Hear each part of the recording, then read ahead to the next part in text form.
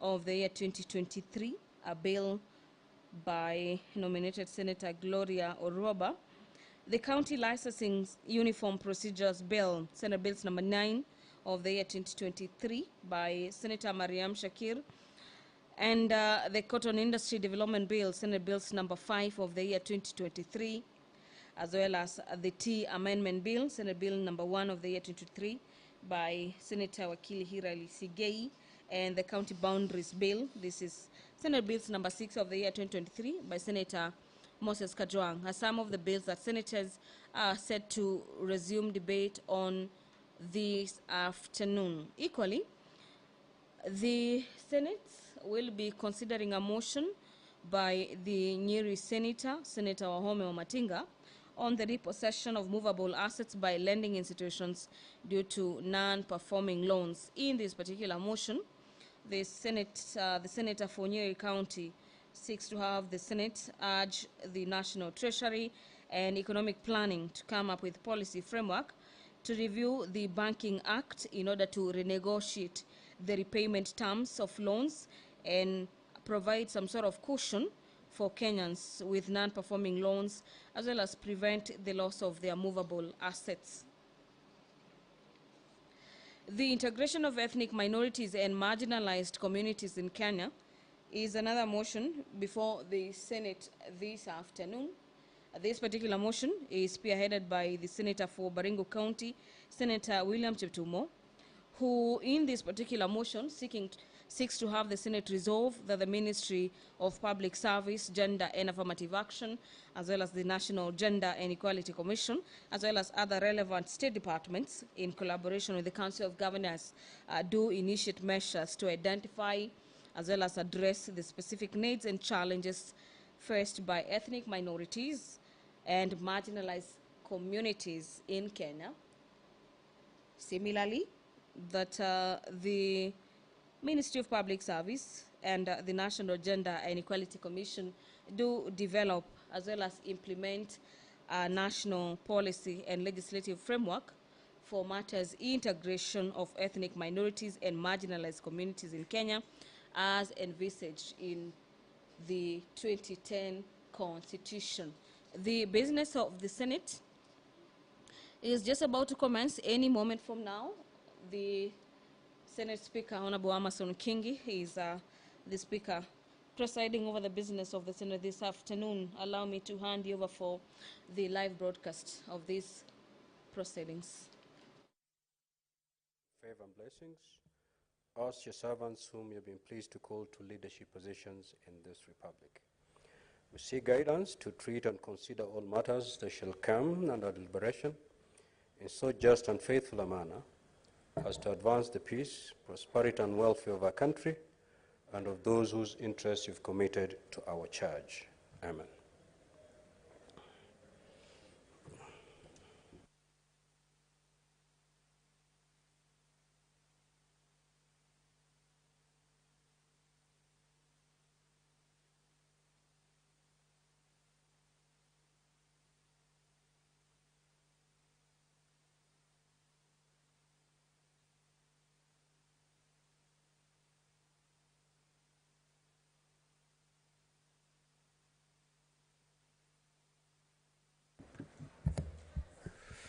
Do we have quorum, clerk?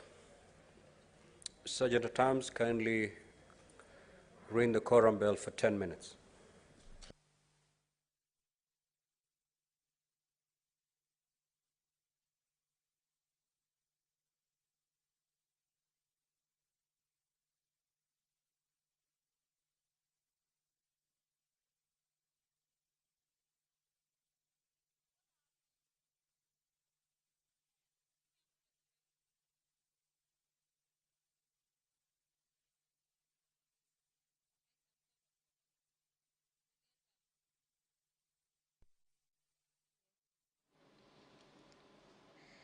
The Senate Speaker, Honorable Amason Kingi, has directed that the quorum bell be rung for 10 minutes. And this particular directive is issued pursuant to standing orders of the Senate on matters quorum that gives the Speaker the powers to give that particular directive if at any given time when the House is sitting, at least 15 senators are not in the chamber. And as we await that particular quorum to be arrived at, allow me to take you through the highlights in the order paper this afternoon. The Senate, away from consideration of matters to do with bills as well as motion, the Senator Danson Mungatana is set to table a report of the second ordinary session of the 6th Pan-African Parliament held in Midrand in South Africa from the 15th of May to the 2nd of June. This, after laying of that particular report, there will be a notice of the motion. On this particular notice of the motion is on the report of the second ordinary session of the 6th Pan-African Parliament held in Midrand in South Africa. And this particular motion seeks to have the Senate adopt the report of the second ordinary session of the 6th Pan-African Parliament. Nominated Senator Hazina Lemalentian will be making a statement regarding the incessant suppression and clawback of democracy in Kenya. This particular statement is pursuant to Standing Orders number 52, subsection 1.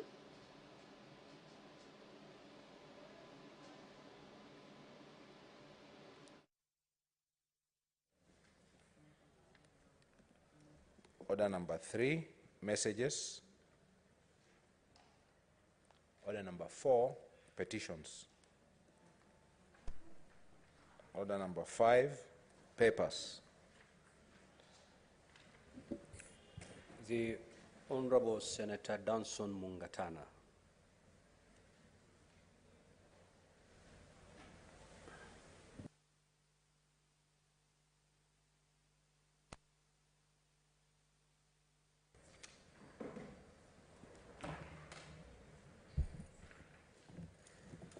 Mr. Speaker, on behalf of my leader of delegation, Senator Danson Mungatana, I beg to lay the following paper on the table of the Senate today, 1st August 2023, report of the second ordinary session of the 6th Pan-African Parliament held in Midrand, South Africa from 15th May to the 2nd June 2023.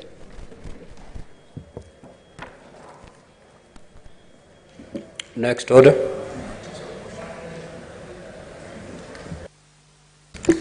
Order number 6, notices of motion. The Honorable Senator Danson Mungatana.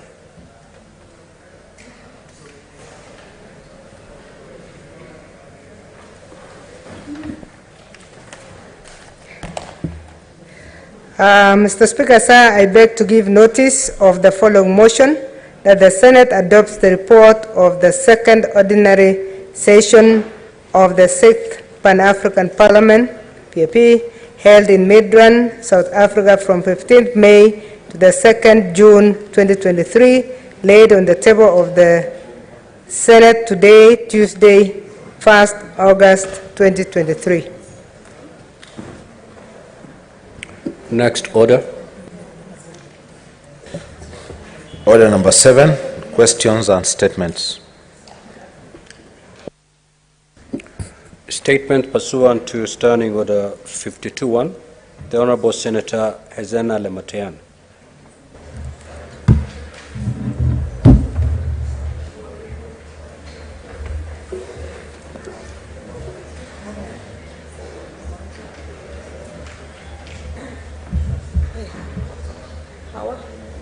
Hawa.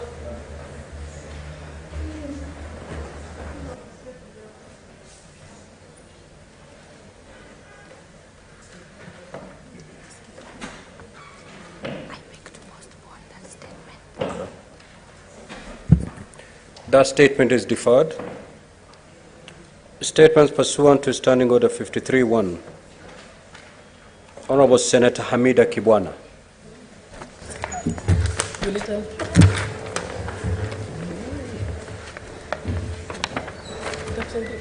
Thank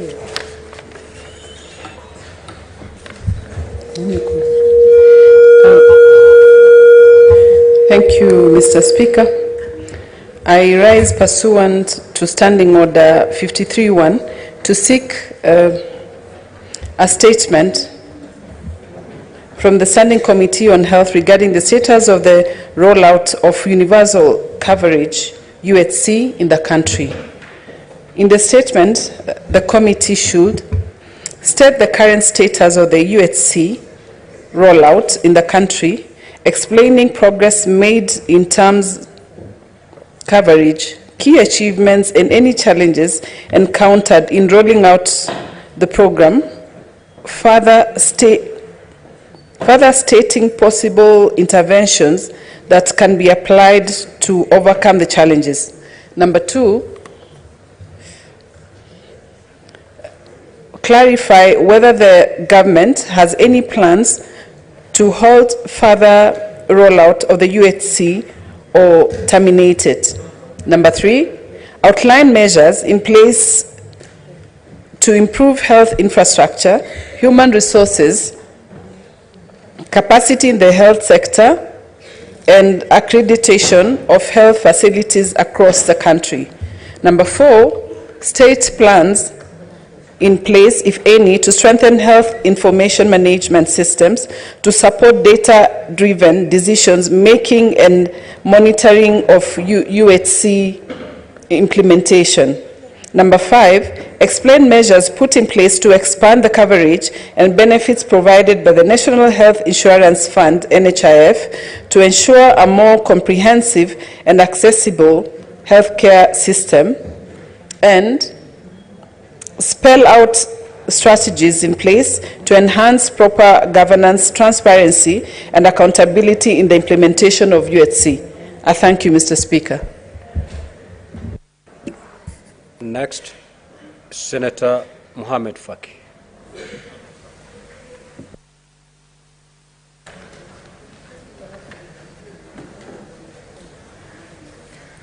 Mheshimiwa Spika, asante.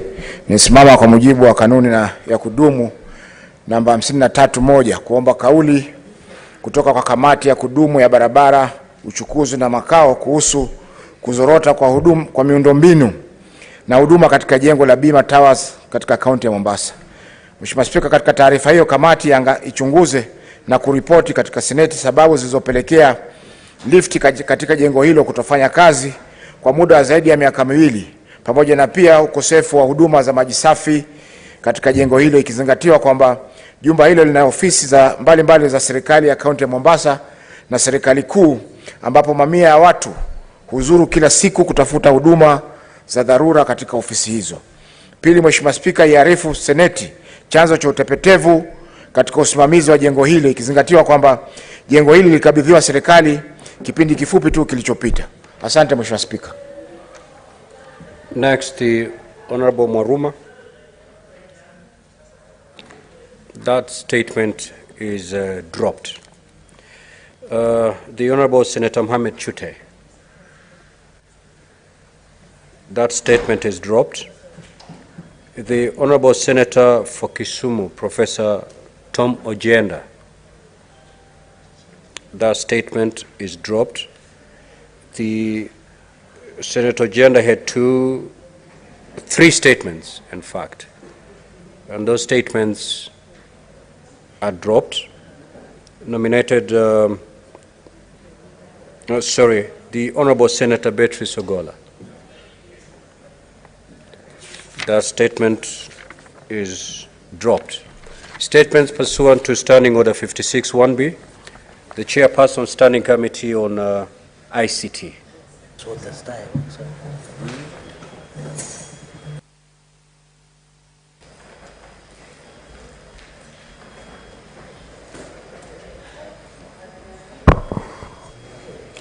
Thank you, Mr. Speaker.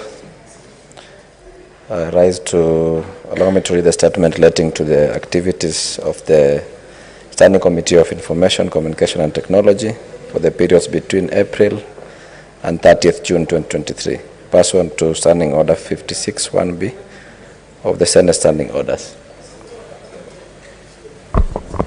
Mr. Speaker, sir, I rise pursuant to Standing Order 56(1)B of the Senate Standing Orders to make a statement relating to the activities of the Standing Committee of Information, Communication and Technology for the period commencing 31st March 2023 to date.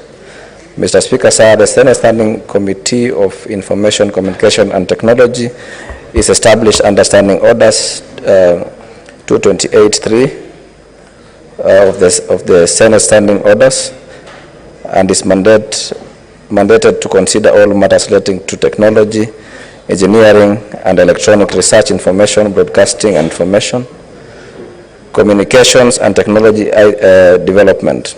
Honorable Speaker, during the period under review, the committee held a total of 17 sittings, during which it considered 1 legislative proposal, 2 bills, 6 statements, and 1 inquiry.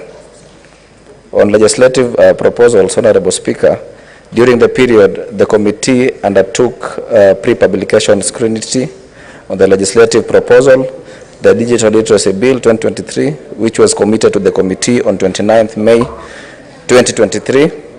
The committee sought for responses from the Ministry of Information, Communication and Digital Economy and the Ministry of Education.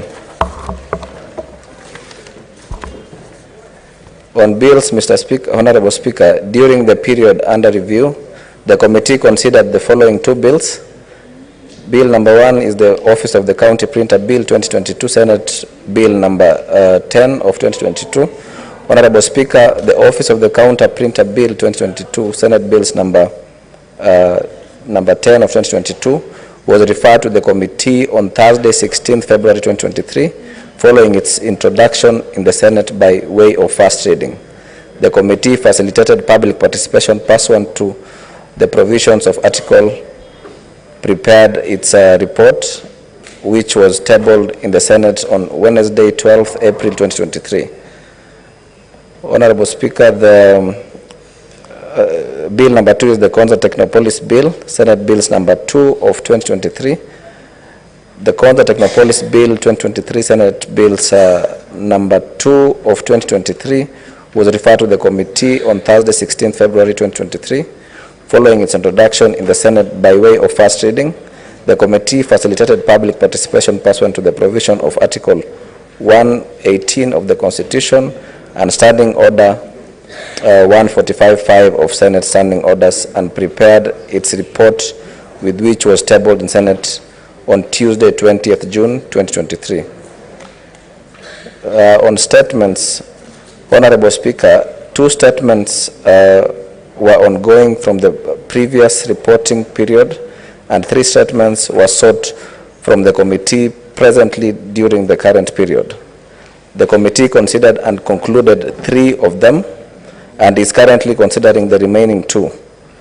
In considering the said statement, the committee considered the statements through physical sittings with the stakeholders and the respective senators who made the requests, while in other instances admitted written submissions and shared the responses with the respective senators. Mr. Speaker, sir, the statements below have been concluded and responses shared with the senators who had requested for them, namely, number 1, statement regarding the routing of international gateway tariffs by mobile telecommunications firms and mobile service providers, requested by Senator David Wakoli, MP. Number 2, Senate regarding the data protection in the SIM card registration process, requested by Senator Gloria Oroba, MP. And a statement regarding the management of Media Council of Kenya funds, requested by Senator Gloria Oroba, MP. Mr. Speaker, sir, the committee has since received a response to the statements regarding the plans to install device management system as spyware on phones requested by Senator Samson Cherargei, MP, and is scheduled to consider it on Tuesday, 1st August 2023. Mr. Speaker, sir, the committee is pursuing responses on the following statements. Statement number 1, regarding the delays in exchequer disbursement and reports of hacking of the IFMI system requested by Senator Fatuma Dulo, MP, and statement regarding the alleged breach of customer data at the Naivas supermarket requested by Senator Samson Cherargei, MP. On inquiry, Honorable Speaker, the committee is currently conducting an inquiry on the digital assets infrastructure in Kenya and will table a report once it is concluded. Further, the committee is presently investigating allegations raised by ATC Kenya, a subsidiary of American Tower Corporation, on Telecom Kenya regarding the alleged debt owed by ATC Kenya amounting to approximately 4 billion shillings. Honorable Speaker, the committee is also scheduled to conduct county oversight and networking engagements with county governments and conduct monitoring of national government activities in the counties, and intends to begin with the Uasin Gishu and Kisumu counties. Mr. Speaker, sir, in conclusion, I wish to thank your office and thank of the Clerk of the Senate for the continuous support accorded to the committee in undertaking its work. Lastly, I also wish to thank the members of the committee for their commitment and diligence in and contribution during committee activities. I thank you, Honorable Speaker. Thank you. The Chairperson, Standing Committee on Land, Environment and Natural Resources.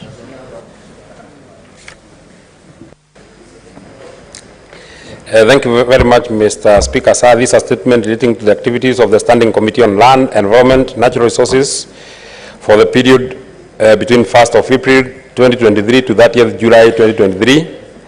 Mr. Speaker, sir, during the period under review, the committee held a total of 12 sittings during which they considered one legislative proposal, 6 petitions, 28 statements, and 2 messages. Mr. Speaker, sir, the committee is tasked with most messages, petitions, and statements, and thus embarked on a formula to ensure that they are all tackled within the available timelines by having the matters jointly tackled in a single sitting.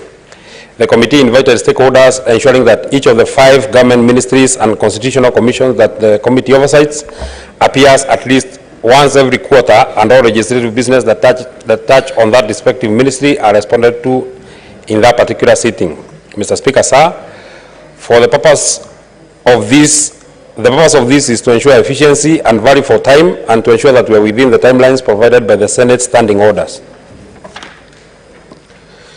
Mr. Speaker, sir, on legislative proposal, during the period under review, the committee considered one legislative proposal, the Real Estate Regulation and Development Bill 2023, sponsored by Senator Chesang Alan Kiprotich, which was committed to the committee on the 18th of April 2023. Pursuant to Standing Order 131-1 and Standing Order 130, the committee considered the legislative proposal on 27th April 2023, sought views of the sponsor, the committee members, and proposed slight variations with a view to improving the legislative proposal, giving consensus for its publishing.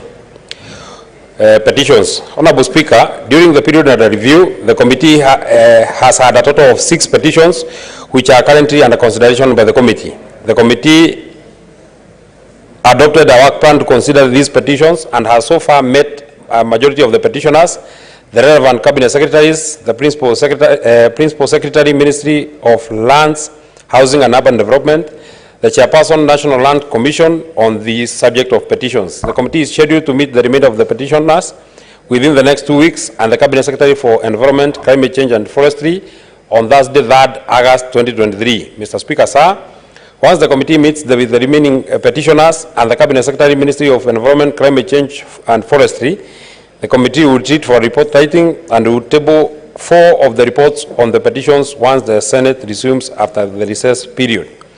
Mr. Speaker, sir, to enumerate the progress so far made on each of the petitions, below is the breakdown. There's a petition on the gazettement of land, reference number 1249-3, situated west of Rumuruti Township in Laikipia County, assigned to the committee on the 11th of April 2023.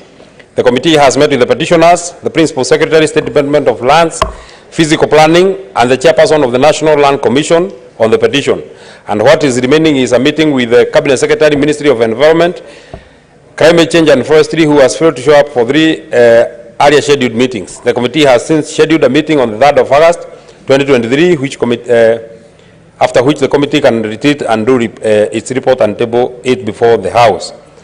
The second petition is on historical injustices and illegal alienation of land, RR number 7153/1/2 and /R, assigned to the committee on the 23rd of May 2023. The committee has met with the petitioners, the Principal Secretary, State Department of Lands and Physical Planning, and received written submissions from the National Land Commission. Thereafter, the committee has noted that it would be important to listen from the respondent, and upon inviting them through their lawyer, informed the committee they will not appear before the committee as had been requested by the committee, and instead preferred sending written submissions. The committee is considering the possibility of conducting a site visit to the land in question and conduct a report writing session thereafter. Petition number 3, Mr. Speaker, is a petition on illegal demolition of houses by the Kenya Power and Lighting Company in Chokaa, Mehango area that was committed May 2023. The committee considered the petition and resolved to invite the petitioners on the 2nd of August 2023 to be appraised on the matters relating to the petition before engaging the relevant stakeholders, mainly the Kenya Power and Lighting Company. Petition number 4, Mr. Speaker, is the petition on the destruction of Siani wetland assigned to the committee on the 13th of June 2023. The committee considered the petition and resolved to invite the petitioners on the 28th of June 2023, but also later admitted the written responses and is now awaiting the appearance of the Cabinet Secretary, Ministry of Environment, Climate Change and Forestry, scheduled for Thursday, 3rd August 2023, and thereafter consider the viability of finalizing on its report to the House or conduct a site visit first. The 5th petition, Mr. Speaker, is a petition on delayed degazettement of approximately 1,577.86 hectares of land in Rugari Tarbo Forest, Kakamega County, assigned to the committee on the 20th of June 2023. The committee met with the petitioners on the 26th of July 2023 in the presence of the Senator, Kakamega County, and other elected leaders from the county. And what is remaining is a meeting with the Cabinet Secretary, Ministry of Environment, Climate Change and Forestry, who is scheduled to appear on the 3rd of August 2023, and possibly seek responses from the National Land Committee of Lands, Housing and Urban Development, and thereafter consider the viability of finalizing its report to the House or conduct a site visit to the forest in Rugari, Kakamega County first. The 6th petition, Mr. Speaker, is a petition by the Nyanza IDPs on delayed compensation and occupation of parcels of lands, both for their settlement between 2010 and 2013, assigned to the committee on the 22nd of June 2023. The committee considered the petition and resolved to invite the petitioners on the 9th of August 2023. Subsequently, the committee will meet with the National Land Commission and the Ministry of Lands, Housing and Urban Development to consider the viability of conducting a site visit and later retreat to do its report. On statements, Mr. Speaker,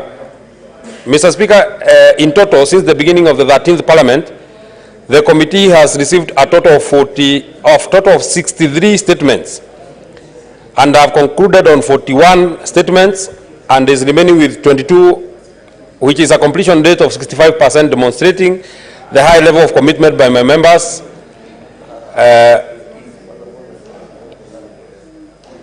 Honorable Speaker, during the period of review, 31 statements were considered by the committee. The committee considered and concluded 9 of them and is currently considering the remaining 22 statements.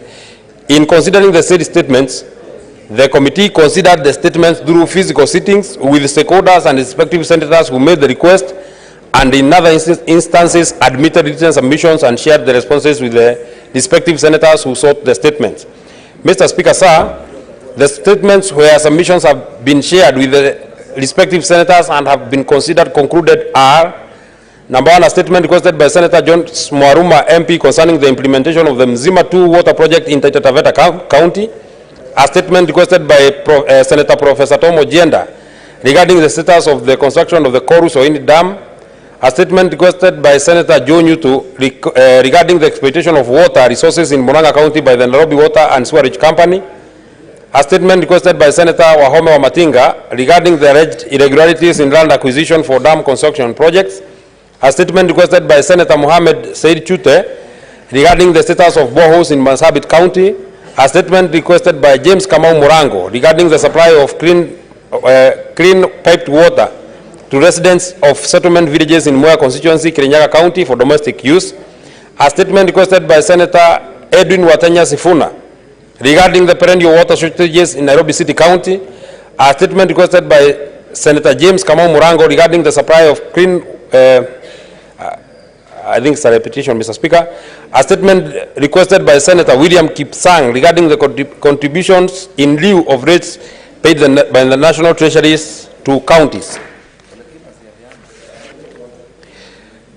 Mr. Speaker, sir, on the statement requested by Senator Beatrice Ogola regarding the proposed relocation of former Bay GOK prisons to Ndhiwa sub-county, the Senator has expressed concern that the response is unsatisfactory and the committee has embarked on seeking supplementary responses and further conduct a site visit. Mr. Speaker, sir, through statements, the committee has been able to have meetings with governors from some counties. For instance, through the statement requested by Senator Tabitha Mutinda on the 27th of July 2023, the committee met the governors for Kitui and Machakos on the matter of sand harvesting. The committee was able to give some guiding principles on how to mitigate the effects of illegal sand harvesting. The committee, together with local leadership, guided the senators representing Kitui and Machakos County, guided by the two senators, is intending to conduct a site visit to the counties affected by sand harvesting and to meet with the residents and the sand harvesters with the aim of arriving at a win-win lasting solution to the impasse. Mr. Speaker, sir, on the remainder of statements, the committee has written to the relevant ministries and is awaiting responses from the following statements. A statement requested by Senator Professor Ojenda regarding clean water and sanitation in Katito Town in Kisumu County. A statement requested by Senator Shakira Abdara regarding the validity of the title deeds for the land within Enganani Ranch.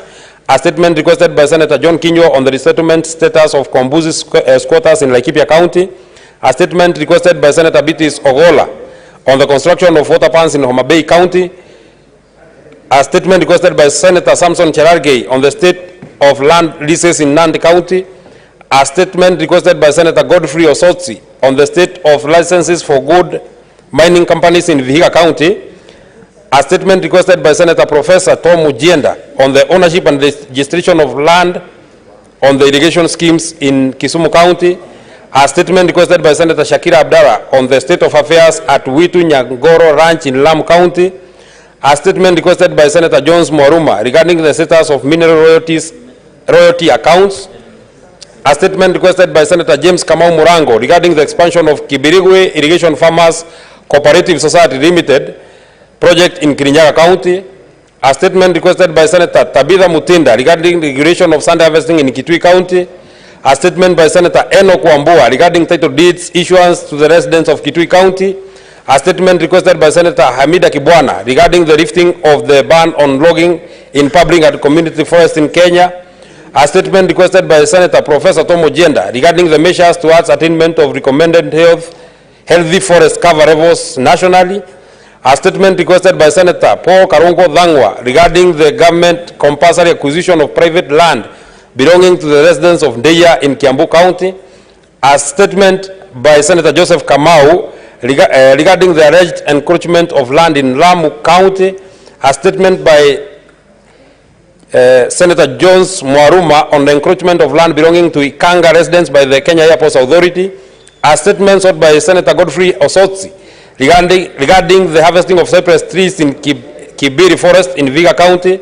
A statement by Senator Joseph Kamau on the compulsory acquisition of land by Lamu County government. A statement by Senator Jones Mwaruma on the status of adjudication of Caroline Majengo settlement scheme in Voi sub-county, Taita Taveta County. A statement by Senator Jones Mwaruma regarding the sharing of revenue generated from the Tsavo National Park. Mr. Speaker, sir, by the end of the week ending this 3rd of August, half of the pending businesses will be complete, and should all the stakeholders scheduled to appear, that is the Managing Director, Kenya Airports Authority, on Tuesday 1st, today, which is expected to respond to 2 statements, and the Cabinet Secretary, Ministry of Environment, Climate Change and Forestry on Thursday, who is expected to respond to 3 of the pending statements. Next week, on 10th of August, the committee will meet with the Cabinet Secretary, Ministry of Mining and Blue Economy and Maritime Affairs on 2 of the pending statements. Mr. Speaker, sir, once these scheduled meetings are concluded, the committee will have exhausted 90% of the pending statements and will begin the next round of invitations of stakeholders on pending matters and arising supplementary questions. Messages. Mr. Speaker, sir, the committee is currently considering 2 messages from the County Assembly of Nyandarua, a message petitioning the Senate to consult with and initiate approval of the construction of the Ihithe Aberdare Forest Kahuru Kondonyojeru Road, and a message petitioning the Senate to ensure exploitation of water under the Sasumwa Dam and Konoike Dam is reviewed, and agreement amongst the respective water service providers that own the 2 dams, exploitation of the forest harvest in the Aberdare Forest and other public forest in Nyandarua is done within the legal framework, and allocation of funds by the national government for the construction of dams in Nyandarua County for the distribution and use by the residents of the county. Mr. Speaker, sir, the message petitioning the Senate to consult and initiate the approval of the construction of the Ihithe Aberdare Forest Kahuru Kondonyojeru Road, the committee is considering the matter jointly with the Senate Standing Committee on Roads and Transportation, and was able to meet with the County Assembly, the Cabinet Secretary, Ministry of Tourism, Wildlife and Heritage, the Cabinet Secretary, Ministry of Environment, Climate Change and Forestry, and the Cabinet Secretary, Ministry of Roads and Transport on the 20th of April 2023. Further, the Joint Committee undertook an inspection visit to the Aberdare Forest on the Friday 30th June 2023, accompanied by all the relevant stakeholders to ascertain the validity of the proposed Ihithe Aberdare Forest Kahuru Kondonyojeru Road. The committee made insightful observations during the travel by road across the road in subject from Nyandarua to Nyeri through the Aberdare National Park, and will be making its recommendations to this House once the committee is seized of the contents of the environmental social impact assessment study currently being done by the National Environment Management Authority. Thereafter, both committees will conduct a report writing retreat and will table a report in the Senate. Mr. Speaker, sir, for the message petitioning the Senate to ensure exploitation of water forest harvest in the Aberdare Forest and allocation of funds by the national government for the construction of dams in Nyandarua County, the committee has had meetings with the Cabinet Secretary, Ministry of Water, Sanitation and Irrigation, the Governor of Nyandarua, and the Governor of Nairobi. The committee is scheduled to meet with the Cabinet Secretary, Ministry of Environment, Climate Change and Forestry on Thursday 3rd, and before finalizing on the report and prepare a report for tabling. I thank you very much, Mr. Speaker. The Chairperson, Standing Committee on National Cohesion, Equal Opportunity and Regional Integration.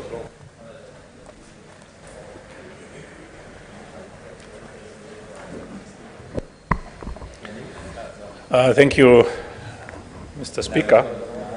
I have a statement in relation to the activities of the Standing Committee on National Cohesion, Equal Opportunity and Regional Integration. Pursuant to Standing Order 56-1B for the period from 1st April 2023 to 30th June 2023.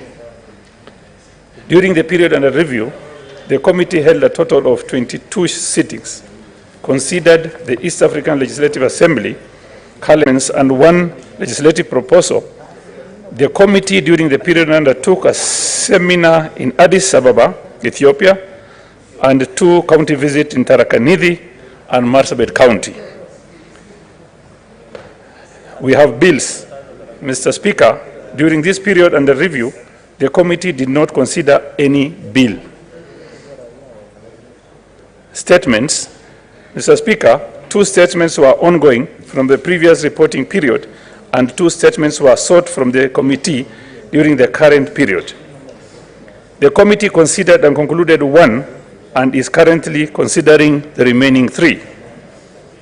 Mr. Speaker, the committee has concluded and shared responses with Senator Crystal Kehegi Asige, MP, regarding the matter of representation of persons with disabilities in the county assemblies. Mr. Speaker, The committee has similarly since received responses to the statement regarding the actualization of not more than 2/3 gender rule in their counties, requested by Senator Beth Kalunda Siengo, MP. The committee noted that 3/4 of the counties have complied with the 2/3 gender rule, with only 5 counties who had not complied but have since sent responses to consider on Tuesday, 1st August 2023, which is today. Mr. Speaker, sir, the committee is pursuing us and is yet to get responses on the following statements. A, statement sought by Senator Mwenda Gataya Mofire, MP, on the classification of Igembe Ngombe sub-county in Tharaka Nithi County as arid and semi-arid areas, ASAL region. B, statement sought by Senator Jackson Mandago, EGH, MP, on reservation of 5% of employment position for person with disability in the public sector. In considering the said statement, the committee considered the statement through physical sitting with the stakeholders and respective senators who made the request, while in other instances admitted written submissions and shared the responses with the respective senators. Mr. Speaker, sir, the committee held a joint meeting with the National Assembly Department Committee on Regional Integration to consider a joint memorandum on the East African Community Political Confederation Constitution proposals. The committee adopted the proposal on 6 June 2023 and forwarded them to the Ministry of East Africa Community, ASAL and Regional Development for forwarding to the East African Community Committee team of constitutional experts drafting the East African Community Political Confederation.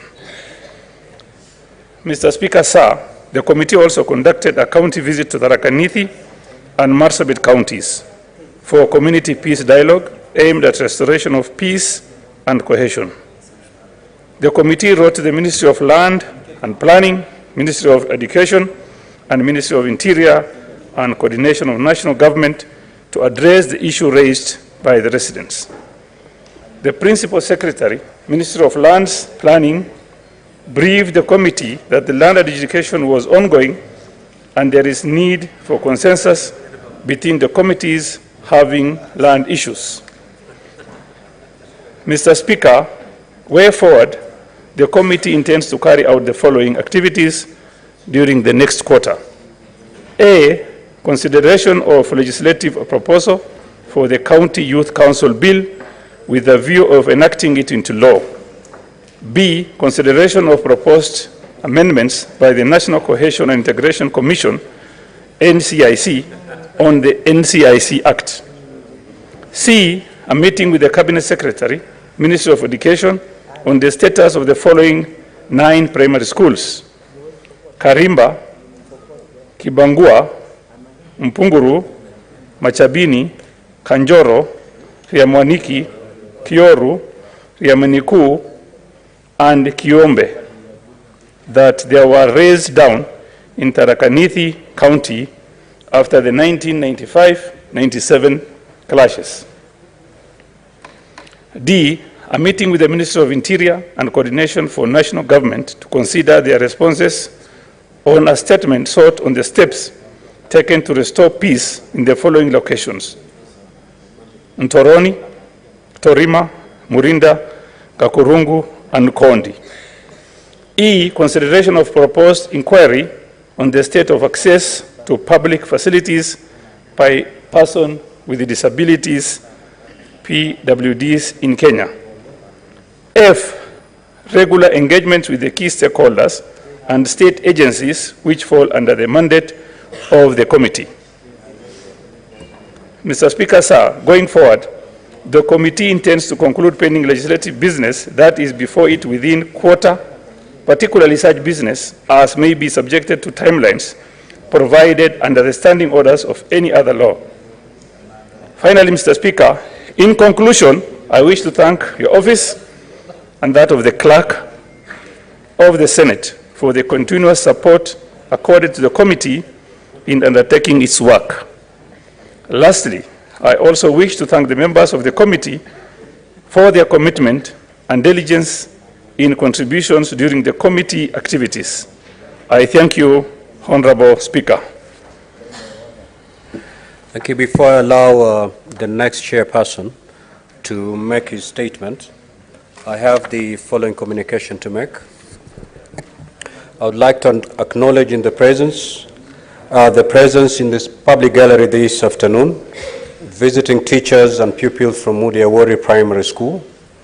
The group comprises 10 teachers and 108 students who are in the Senate for a one-day academic exposition. Now, honorable senators, in our usual tradition of receiving and welcoming visitors to Parliament, I extend a warm welcome to them, and on behalf of the Senate and my own behalf, wish them a fruitful visit. In the absence of the Senator for Busia, I will allow the immediate neighbor, and I believe it's Senator Wafula, under 1 minute to welcome the students and teachers from Mutembei Primary School. Thank you, Mr. Speaker, sir, for this opportunity to welcome our good friends, neighbors, brothers and sisters, and my colleague teachers from our good, blessed people of Busia, who have made it a priority to visit the upper house, which is the Senate, where our good friend Okio Ptata, self-proclaimed the defender of the poor, to see by themselves and listen by themselves on what happens in the house. What I want to assure you, our good people, is that in the Senate you are in safe hands. Your issues and our issues of the Republic of Kenya are always addressed in decorum, with clarity of mind and fairness of the cross, to ensure that all of us benefit from the resources of the Republic of Kenya. And we also want to assure you, as people of Busia, that every rule, regulations, and opportunities that are availed in this country, Busia is given an opportunity and its fair share to ensure that all of us are proud to be Kenyans. On matters of education, ECD and vocational training are devolved, which we will ensure that we do the best we can. And generally, we will support every initiative to empower the girl child and the boy child, because the future is for both children. There is no favorism between a boy and a child, but give an equal opportunity for all. For my colleague teachers, I know we are suffering servants in this country, but let us not give up. There is always a window of hope, and we will strive to ensure that the rules of the game in TSC and the government are favorable for teachers to be promoted and equally to enjoy terms of service like any other civil servant in this country. For those few remarks, thank you, Mr. Speaker, sir. Person, National Security, Defense, and Foreign Relations.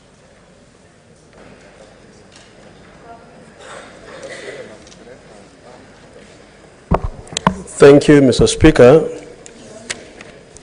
Mr. Speaker, sir, I wish to make a statement relating to the activities of the Standing Committee of National Security, Defense, and Foreign Relations for the period between 1st of April and 30th June 2023. That is pursuant to Standing Order 56, 1B of the Senate Standing Orders. Mr. Speaker, during the period under review, the Standing Committee on National Security held a total of 18 sittings, considering 3 legislative proposals, 13 statements, 2 petitions, and 1 resolution from the county of Elgeyo Marakwet. The committee also held 1 retreat and hosted 2 visiting delegations from other parliaments. Mr. Speaker, sir, in respect of legislative proposals, the committee considered the following. 1, Public Holidays Amendment Bill of 2023, the Draft Disaster Management Bill, and Constitution of Kenya Amendment Bill.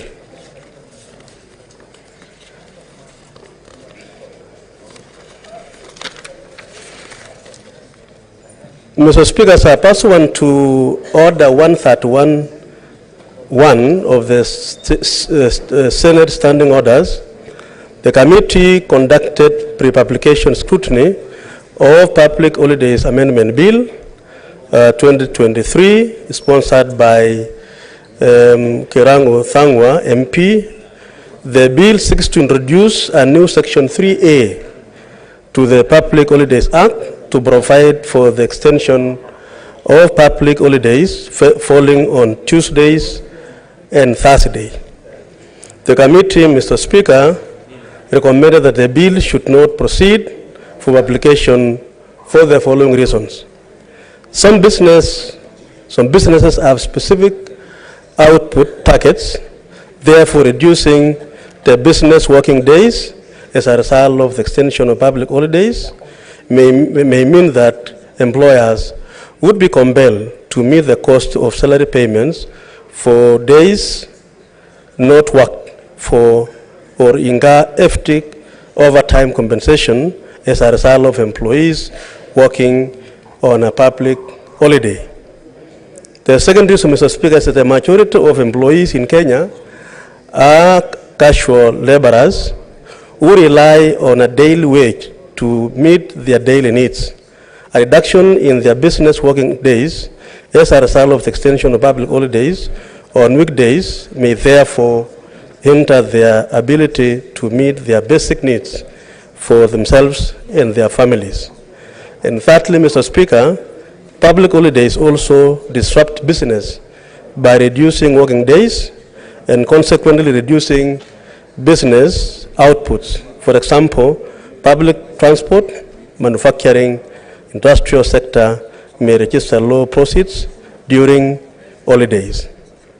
Mr. Speaker, the committee also in proposing the committee is also sponsoring the disaster management bill, whose key object is to provide a framework for effective and coordinated disaster management at the national and the county level, and the Constitution of Kenya Amendment Bill 2023, which seeks to remedy the misinterpretation of functions between National Police Commission and the Inspector General of the National Police Service. Mr. Speaker, the committee is in the process of engaging various stakeholders prior to publication of the two bills. Mr. Speaker, sir, with respect to statements before the committee, a total of 19 statements were sought from the committee during the period under review as annexed to the statement. The committee has received a total of 7 responses to the statements sought, which are shared with the respective senators, and awaits responses to 12 statements from the relevant ministries. The committee also held a retreat with the Cabinet Secretary, Minister of Defense, on 5th of May 2023 in Nairobi County. Following deliberations, Mr. Speaker, the committee planned to visit military installations in the country from August 2023, that is from this month. Mr. Speaker, with respect to petitions, the committee is currently considering following petitions. 1. Petition concerning the recognition and remuneration of village elders under the Nyumba Kumi initiative. Senator Chirange, can the Senate be heard in Petition concerning the rampant theft of livestock in Kajiado East and Kajiado West, sub-counties, and Kajiado County at large. The committee has met with the petitioners and various stakeholders, including the Council of Governors, Mr. Joseph Kwaku, the former chairperson of Nyumba Kumi initiative, and is scheduled to meet the Cabinet Secretary, Minister of Interior and National Administration next week. Mr. Speaker, the committee is considering a resolution from the County Assembly of Elgeyo Marakwet and on measures to curb cat rustling in Kerio Valley. The committee is scheduled to visit the county to meet the governor and the County Assembly to deliberate on the matter of resolution of security in Kerio Valley. Mr. Speaker, the committee hosted visiting delegations from other parliaments, including the Parliament of Colombia, the Masscre Committee on Peace and Security of the Parliament of Zimbabwe. From the engagement, the committee explored areas of mutual cooperation and sought to strengthen relations between the two countries, a working engagement to foster and strengthen bilateral relations and to develop areas of public cooperation between the two countries and Kenya is underway. Mr. Speaker, going forward, the committee intends to, 1, fast-track consideration of legislative business pending before it, 2, meet with various stakeholders to deliberate on bills sponsored by the committee prior to their publication, 3, visit Elgeyo-Marakwet County to engage with the Governor and County Assembly on the resolution on measures to curb banditry in Kerio Valley.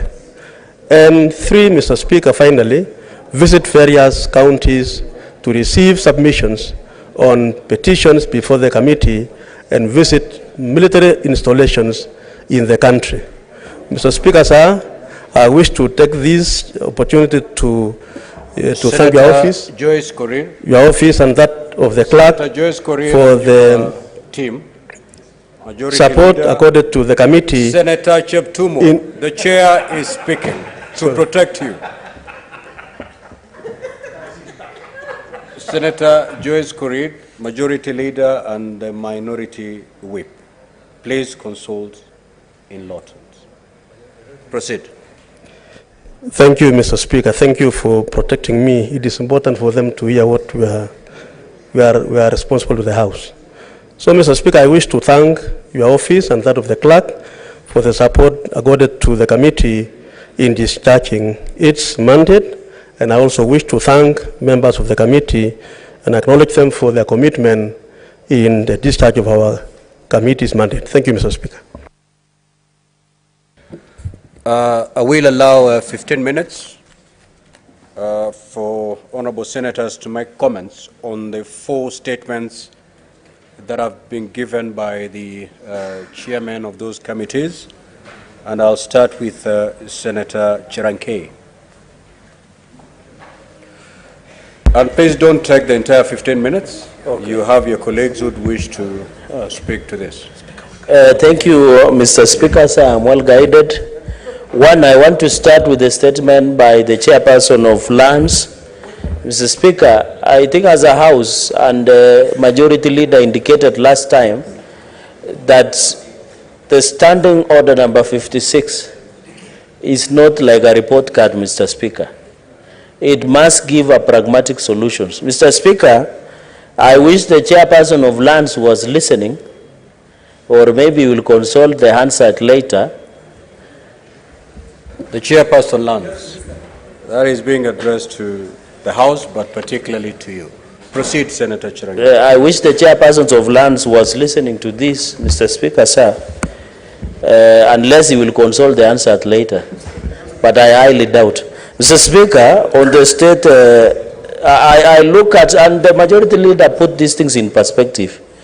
The 3 chairs seems to have missed the wisdom and advice of the Majority Leader. Because we said you must give pragmatic solutions, Mr. Speaker. For example, my statement on the state of land leases has been lying for the longest time possible, Mr. Speaker. And you know the second coming of Jesus Christ is around the corner. So I'm worried, Mr. Speaker, the state of land leases in Nandi County might not be addressed fully. Because this is an open and shut case, Mr. Speaker, unless the committee and the chair is telling us they are powerless, that they cannot summon some of this documentation. Because it is well documented, what we want to know is when are the leases expiring, who has that leases been renewed, both multinational companies, and I don't think, Mr. Speaker, it is only affecting Nandi County, it's affecting Kericho County where Majority Leader comes from, it's affecting Bomet, it's affecting even Kiambu, among other areas, Mr. Speaker. So, Mr. Speaker, I need your ruling and guidance that we need to agree on the timeline of statements, Mr. Speaker, because there is nothing done in vain, Mr. Speaker, when it comes to anything that comes to the floor of the House. Mr. Speaker, I expect that on that note, that in the next, in the next few days, even the committee, Mr. Speaker, can give even a preliminary report. I know they are not mandated to table on the House, Mr. Speaker, but they can give a preliminary report on the progress of what they have done, Mr. Speaker. Mr. Speaker, so I hope the Committee of Lands led by Senator Medhu and the committee members will be very keen. And I'm happy he's seated to the majority leader. I think the majority leader should properly guide him. Mr. Speaker, finally on the committee on just in 2 minutes on national security. Mr. Speaker, I don't know why the chair and the committee decided to be morticians. I would have expected in their reports, Mr. Speaker, to give us the pragmatic solutions. Mr. Speaker, as we talk now, everybody is shouting on the top of their voices and saying there is police brutality in this country. I wish the Committee of National Security should have even given an update to the country and this House on the allegations, Mr. Speaker, because we are hearing only one side of the story, where our colleagues in the minority side are saying there is police brutality. But for us, we know the police are being brutalized, Mr. Speaker, because we have lost one police officer, 370 are injured and recapitulating, more than 60 vehicles from the police have been banned, and ACC and even Amari, Mr. Speaker, and many other national government critical infrastructure has been attacked by the demonstrators, Mr. Speaker. Mr. Speaker, it is important that the National Security Committee should update the House, Mr. Speaker, because when the chair was speaking, Kenyans are watching, so that we don't allow people, Mr. Speaker, to go. What is your point of order, Senator Eddy? And after you've stated your point of order, we'll have like 2 minutes to go. Yeah, sure. I'll be brief, Mr. Speaker. You know, these emotive issues, we don't want to discuss them so much because sometimes also there is possibility for talks that are going on. But, Mr. Speaker, I stand under Standing Order 105, where we are talking about statement of fact, Mr. Speaker.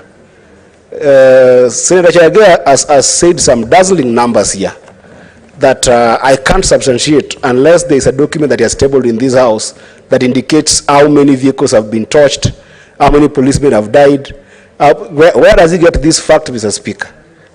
Because I didn't get that even in the statement that the chair of the Security Committee presented. Thank you, Mr. Speaker. Senator Charankei, please stick to the subject matter before us and avoid throwing figures that you cannot be able to put into context.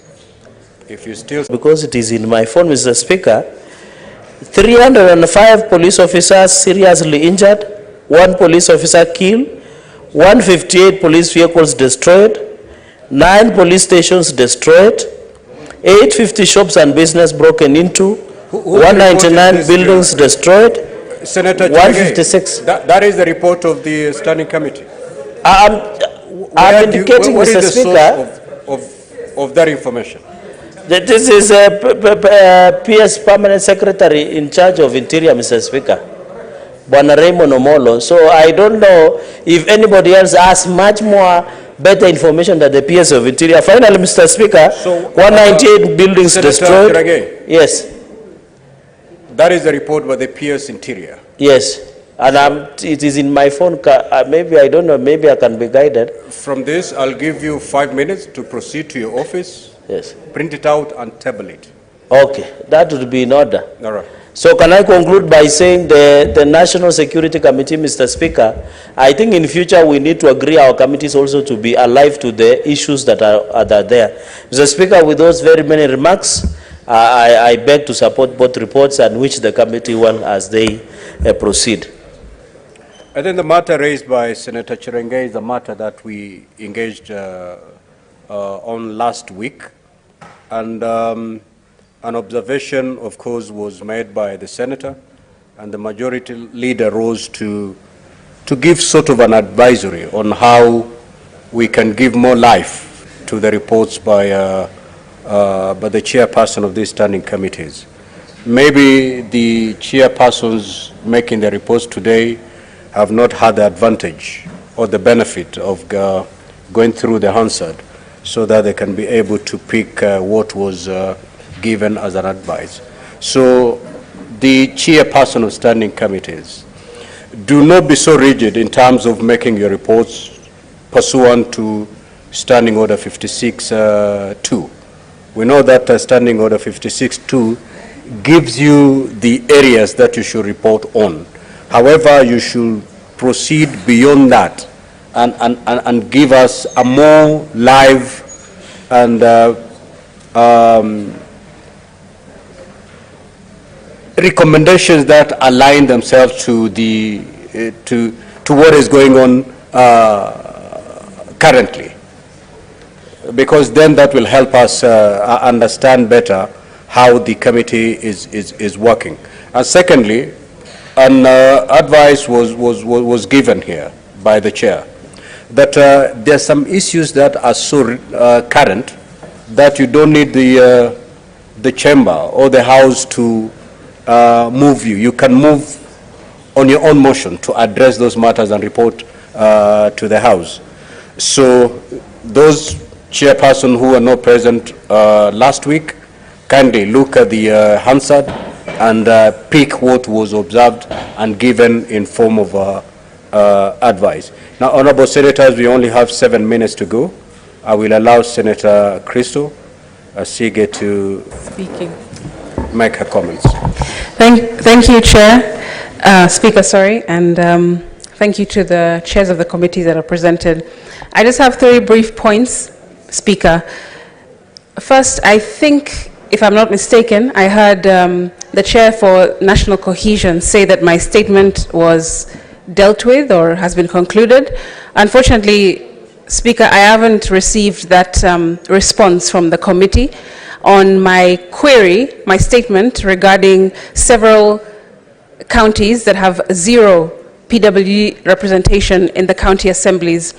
In that statement, Speaker, I named 21 counties that have allegedly no PWD representation in the assemblies, and I've been waiting for the response from the committee, but I haven't received anything, so I'm not too sure where the Chair for National Cohesion might have maybe gotten that information that my response has been received by myself and has been concluded, because it has not been concluded. In fact, I would challenge or push or seek for the National Cohesion Committee to bring this issue up at the devolution conference in 2 weeks' time, because it's very pertinent, Speaker.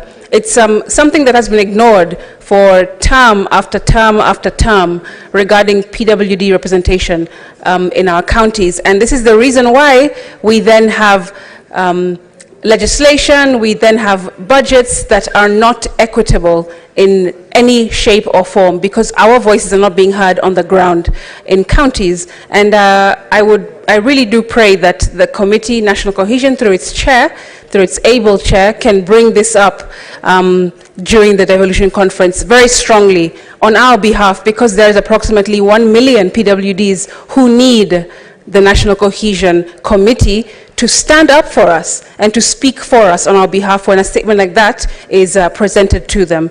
My second point is I heard from the Senator for the Chair for the Lands Committee at the beginning say that they have had 12 committee meetings since February.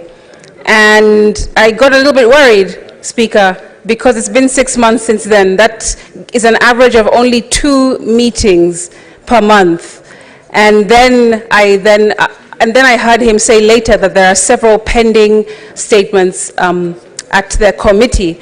And so I wonder why maybe, or rather, I would have hoped to have heard from the Chair of Lands to hear some sort of a challenges section to his report. Why is it that they have had so much so many statements that are still pending, even though they've been meeting approximately twice a month in the committee, and what they're planning to do about all of these pending statements. Just as a way forward, so that those senators who have waited for a few months now can be, the concerns can at least be settled. And then my third comment is to the ICT chair who went first. Speaker, I also had a bit of a concern in terms of, I didn't hear from the report emerging issues being spoken about, because there are many issues that touch on tech, touch on data protection that sits squarely within the mandate of the ICT committee that haven't been actually mentioned at all. For example, there was a recent breach of e-citizen platform. I would have hoped, even though they have not had a statement sent to them, that the committee can be a bit proactive in its approach and go after its own investigations in matters that are that concern that committee. So the e-citizen breach, that was huge. It was in the news just a couple of weeks back. Not even 2 weeks have gone by, but we've not had anything from any of the committee report that has been mentioned here. As well, right now, as we speak, Speaker, there are thousands of young people who are lining up across Nairobi. KICC just here. You, I'm sure, have seen the queues from this morning of young people lining up to give away their eye scans, their biodata, for, you know how much, Speaker? $57. They've been promised $57 in exchange for their biodata. But this is something that ICT committee, I hope, will take on as its own, as a self-generated issue, rather than waiting for a statement to come to them. Because it's the nature of data and tech that it's extremely progressive and it's fast moving, and this committee has to also catch up and keep at that pace rather than waiting for business to be brought to them. Speaker, this issue about the world coin, that young people are going to give away their biodata, their biometric through eye scans, not just in Nairobi, across the different counties, across even the world right now, today, moving forward, and we have no idea about consent. We have no idea what the data protection provisions that have been laid to these young people. They are freely giving away their data, and we need ICT committee to please, Speaker, kindly chair to take this up as a self-generated business for that committee. I thank you. Thank you. Chairperson of standing committees, kindly take note of the concerns as given by Senator Crystal Asige. Now, I'm afraid we've expended the time given, and therefore, because of the business before us, we have 5 divisions to undertake. And I'm informed by both whips that we are ready to undertake division on the 5 bills. And therefore, I will move to rearrange the sequence of the order paper pursuant to Standing Order 45-2, and immediately move to prosecute order number 10, 11, 12, 13, 14, and 15.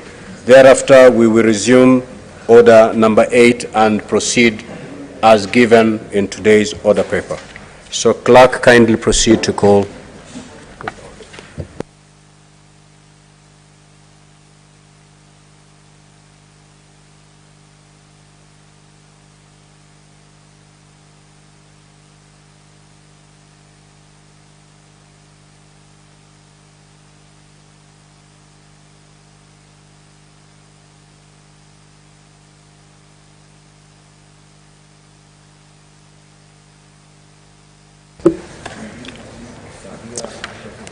Order number 10, the Konza Technopolis Bill, Senate Bills number 2 of 2023, second reading, division.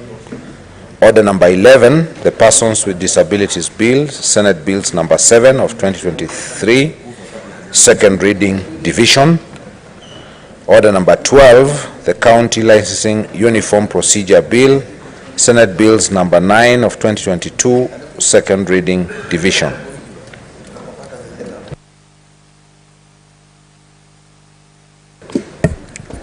Sergeant at Arms, kindly proceed to ring the division bell for 5 minutes.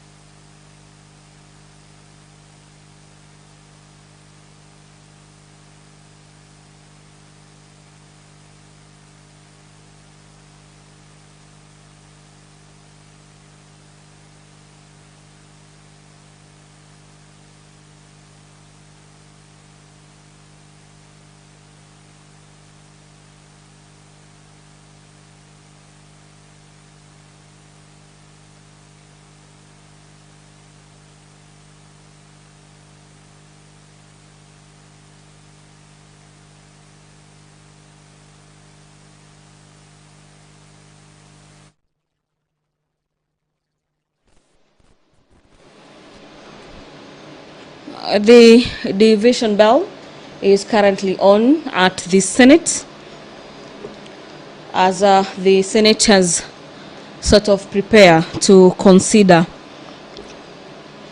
various bills under this category.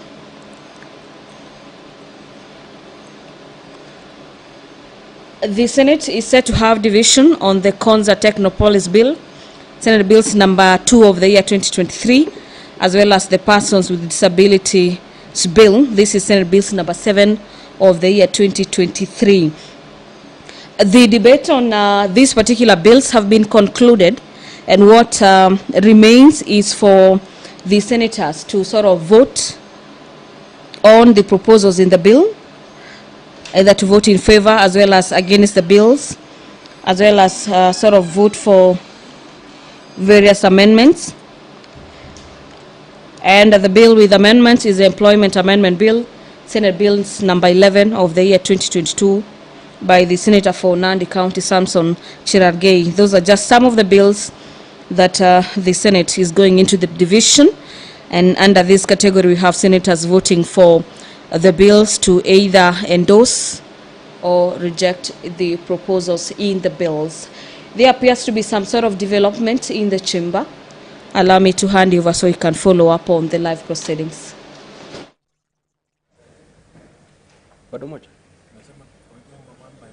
No, we'll vote for the three of them, then announce.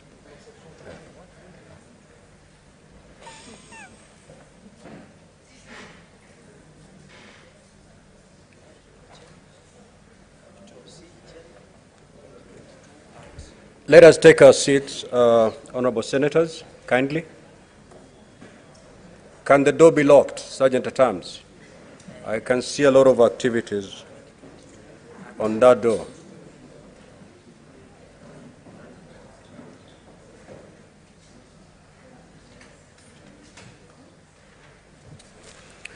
Now, honorable senators, I'll proceed to put the question.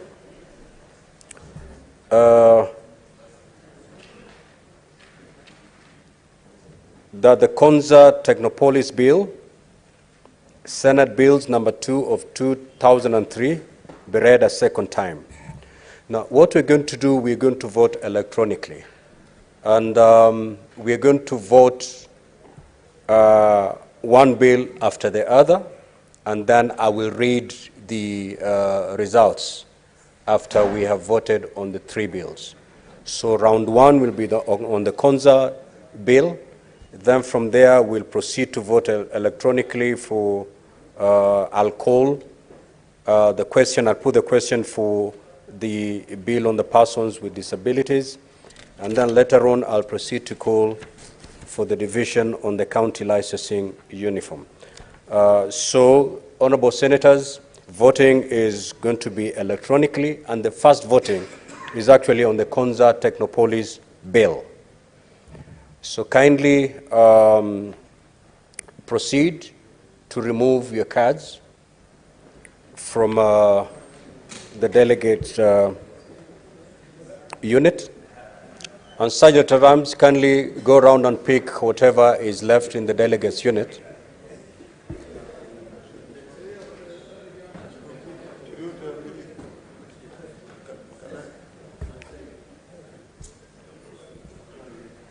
Senator Mazayo, you may proceed to have your seat. Once, Sergeant at Arms, you are done removing the uncollected card from the delegate units, kindly let me know.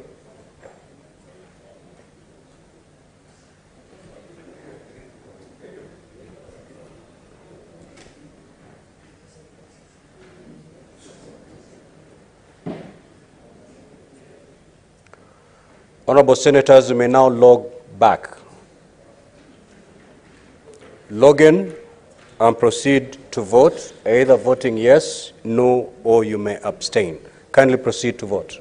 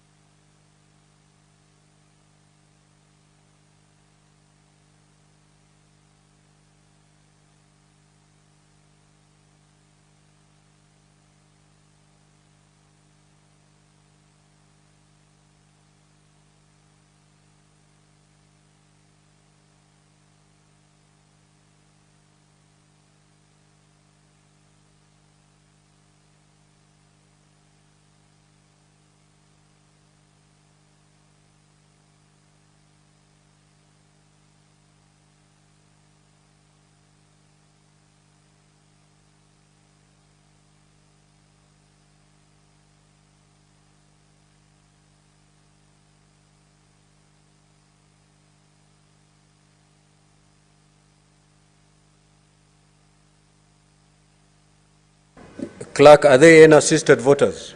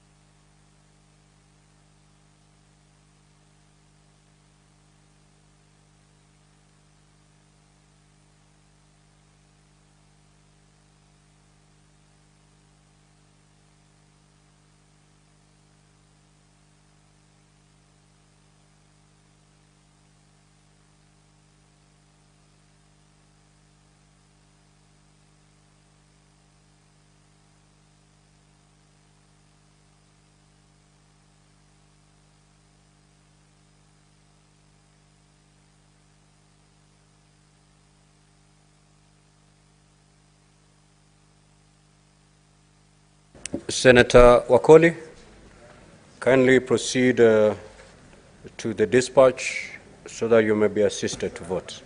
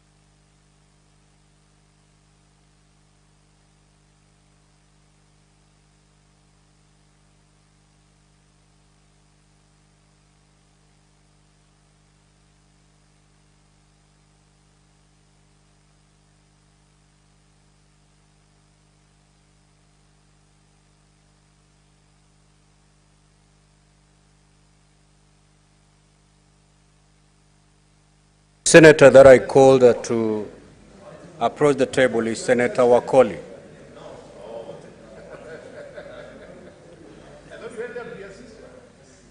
I only called Senator Wafula to be assisted. So allowed the clerks to do the work.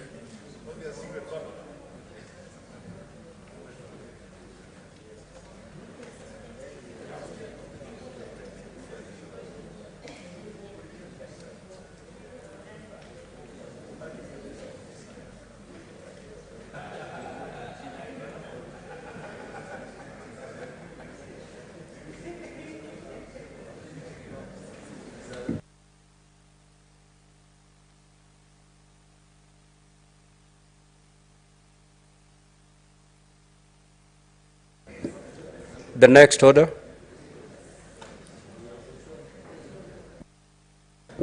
Next one is Persons with Disabilities Bill, Senate Bills number 7 of 2023.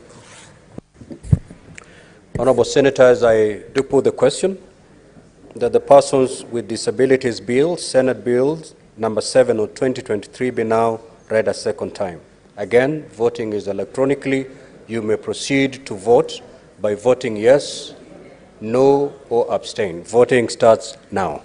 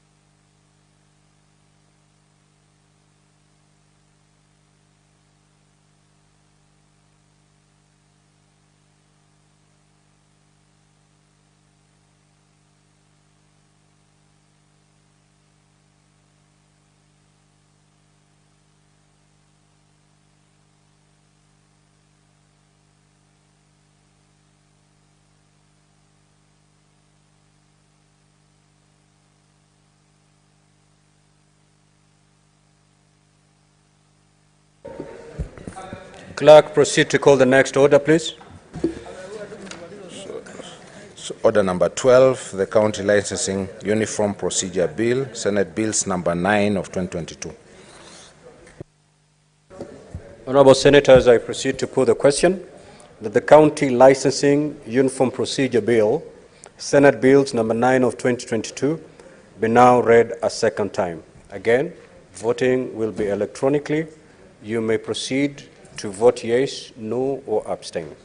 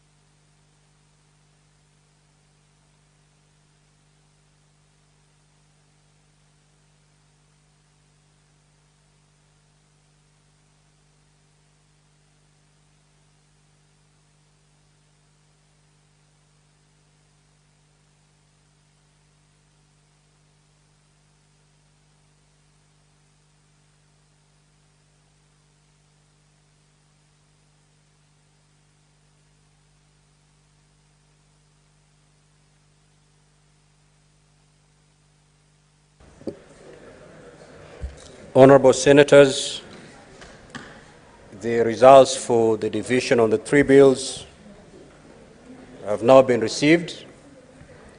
On the first division on the Konza Technopolis Bill, Senate Bills number 2 of 2023, these are the results. Nays 6, ayes 22, abstention 0. So the nays have it because the bill has not managed to marshal the requisite 24 delegates. On the second bill, that is the division on the Persons with Disabilities Bill, Senate Bills number 7 of 2023, the results are as follows. Nays 0, ayes 28, abstention 0. So the ayes have it. A bill for an act of parliament to give effect to Article 54 of the Constitution, to restructure the National Council for Persons with Disabilities and to provide for its functions and powers, to provide for the institutional framework for protecting, promoting and monitoring the rights of persons with disabilities, to provide incentives and reliefs, and for connected purposes.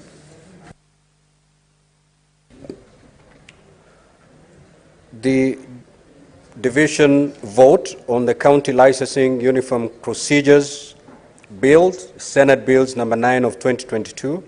The results are as follows. Nays 0, ayes 28, abstention 0. So the ayes have it. A bill for an act of parliament to establish standard uniform procedures for licensing by county governments and for connected purposes. Sergeant at Arms, you may withdraw the bar and open the doors.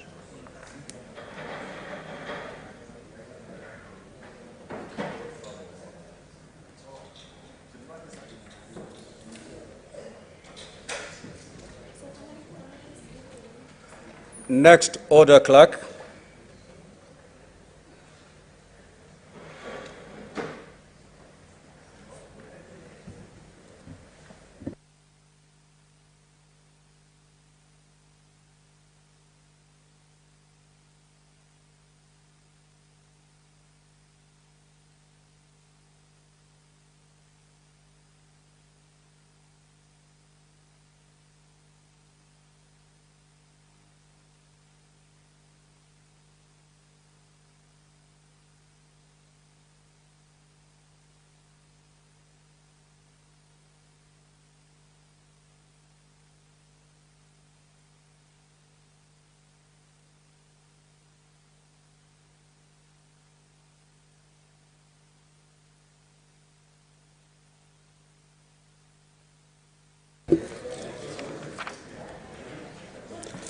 Order number 13, Committee of the Whole, the Natural Resources Benefit Sharing Bill, Senate Bills number 6 of 2022.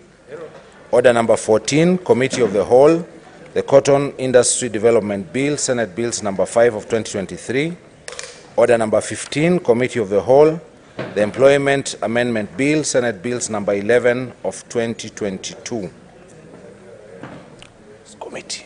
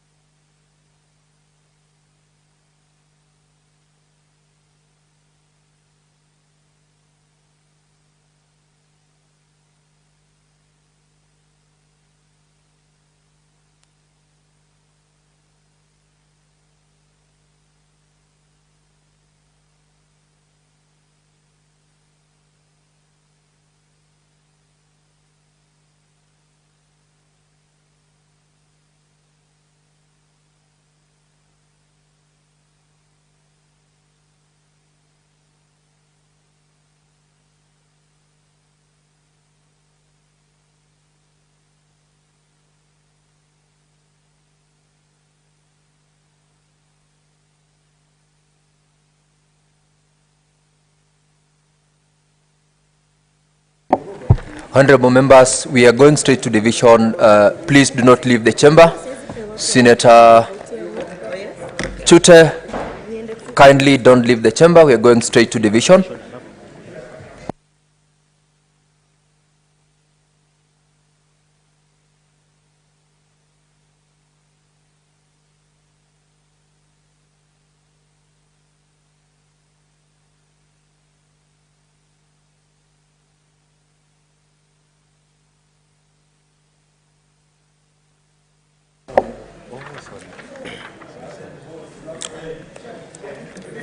Yes, it's now, honorable members. Honorable Senator Okongo Morgan, Senior Counsel, Minority Leader, kindly let us go straight to division. Do not leave the chamber.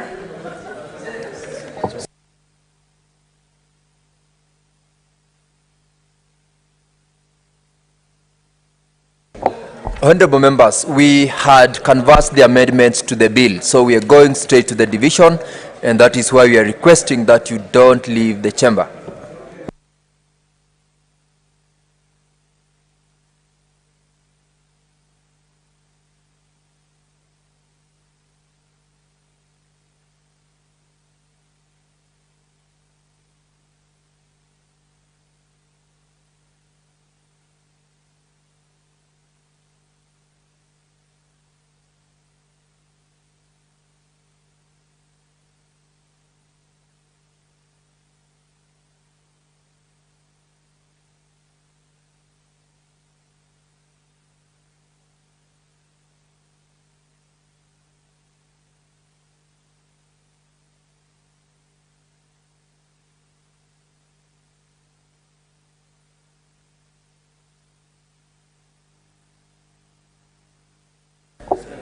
Order, honorable members.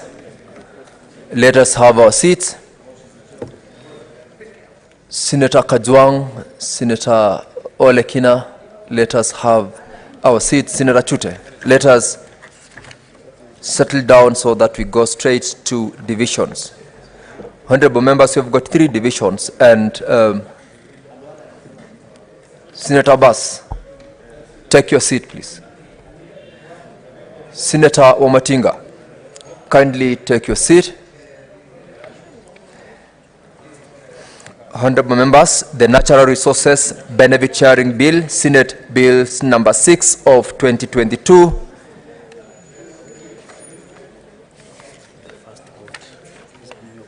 Senator Wamatinga, let's have our seats, kindly. We will take 3 divisions, as I said. The first vote, I want to put the question on new clauses. That is, I put the question that new clauses 5A, 5B, 5C, 5D, E, F, G, H, I, J, K, L, M, N, O, P, Q, R, 14A, 14B, 14C, 20, 21, 22, and the new schedule to be now read a second time.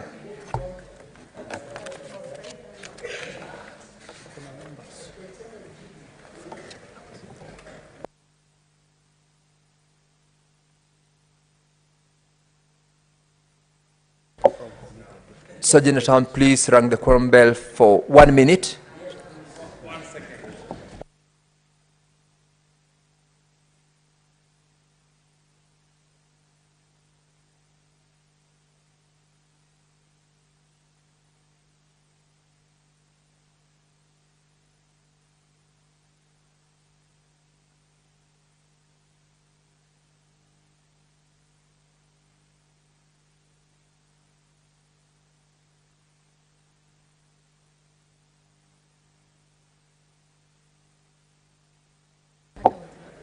Sergeant at Arms, the bell is not ringing. Kindly ring for 1 minute.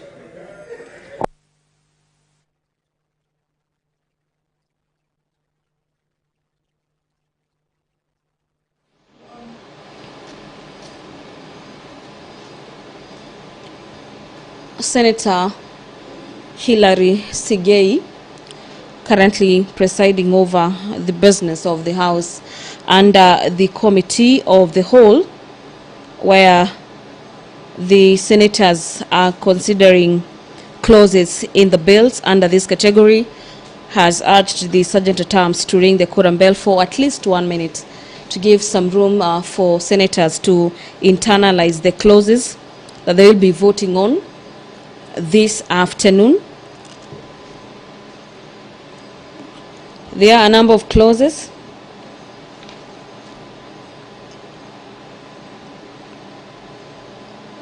Under the bills that are set to be considered this afternoon, and immediately after the senators have sort of understood what the amendments in various clauses seek to achieve, they'll proceed and vote on those particular clauses.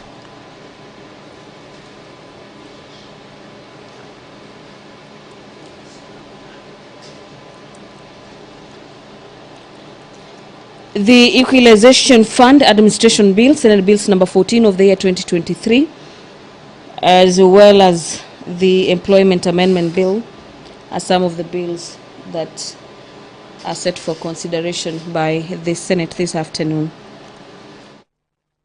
R, 14A, 14B, C, 20, 21, 22, and the new schedule will be now read a second time. You have got 1 minute, honorable members, to vote. You may now proceed, starting now.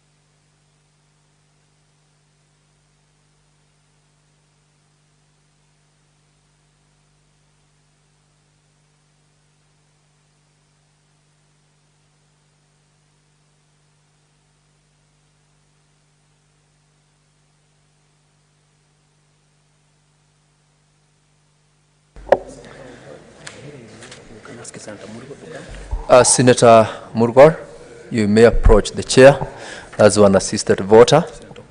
Senator Okech, approach the chair as well.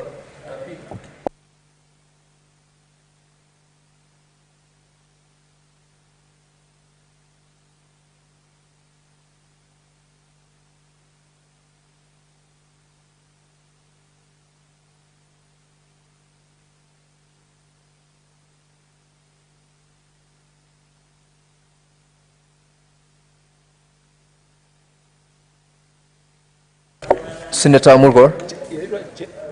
Senator Mulgor, approach the chair.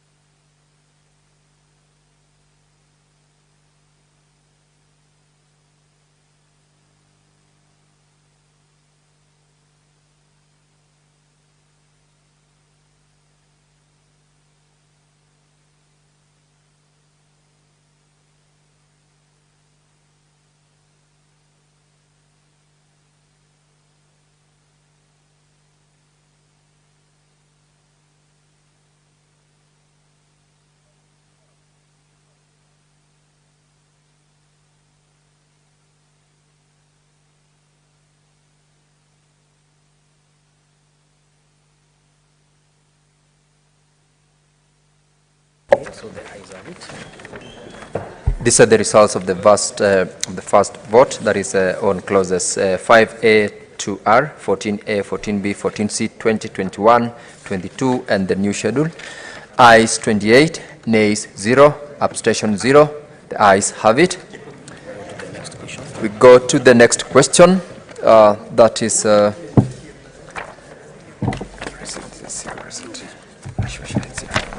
we go to the next question, clauses with amendments, and I put the question that clauses 3, 4, 5, 6, 7, 8, 10, 11, 12, 13, 14, 16, 17, 18, 19, and clause 2 be amended as proposed. Honorable members, you may start voting right now.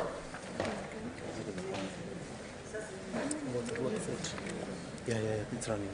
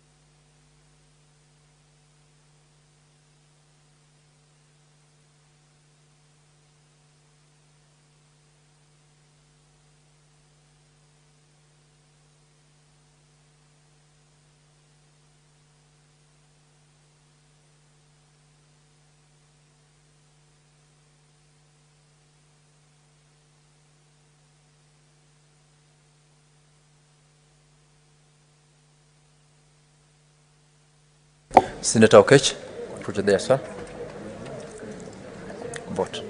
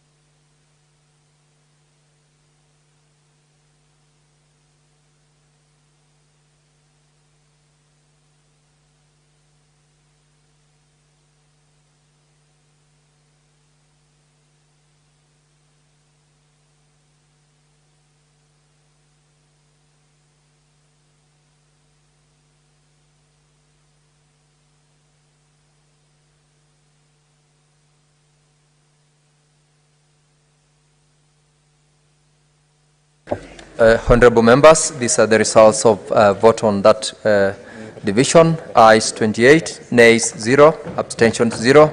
The ayes have it. We move on to the final voting, that is on all clauses, and I put the question that clause 3 as amended, clause 4, clause 5, clause 6, clause 7, clause 8, clause 9, 10, 11, clause 12, clause 13, 14, 15, clause 16, clause 17, 18, clause 19, as amended, new clause 5A to 5R, clause 14A, 14B, C, clause 20, 21, 22, and the new schedule, clause 2, the title, and clause 1 be part of the bill. Honorable members, it's time to vote. You also may proceed to vote right away.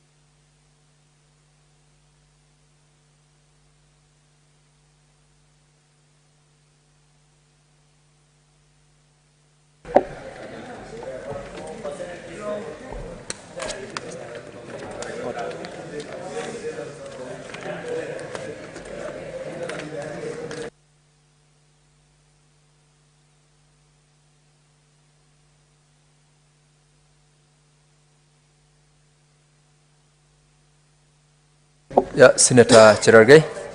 Senator Fonandi, kindly approach the chair to manually vote. Senator Mulgor as well, approach the chair. Wakoli, Senator Wakoli. You can ask him. Senator Wakoli as well, approach the dispatch.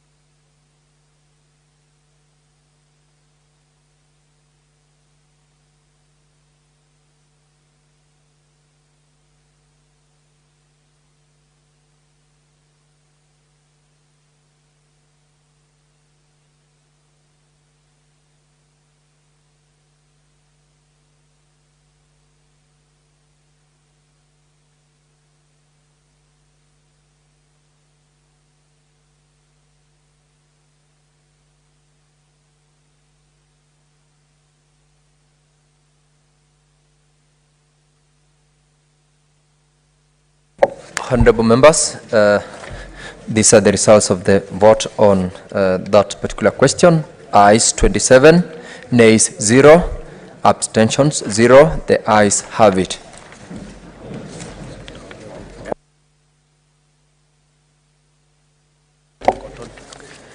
Honorable members, we are done with the committee on voting on the Natural Resource Benefit Sharing Bill, Senate Bills number 6 of 2022. And we now move to the next bill. That is the bill on cotton. Just a moment. This is a committee of the whole on the Cotton Industry Development Bill, Senate Bills number 5 of 2023 by Senator Beth Sionko. Similarly, in this one, honorable members, we have got 3 clauses to go to vote. And I will proceed to put the question on the first clause, that is on new clauses. I put the question that new clauses 23A, clause 29, and the new heading, clause 50, clause 51, clause 52, clause 53, clause 54, and clause 55 be now read a second time. Honorable members, you may proceed to vote.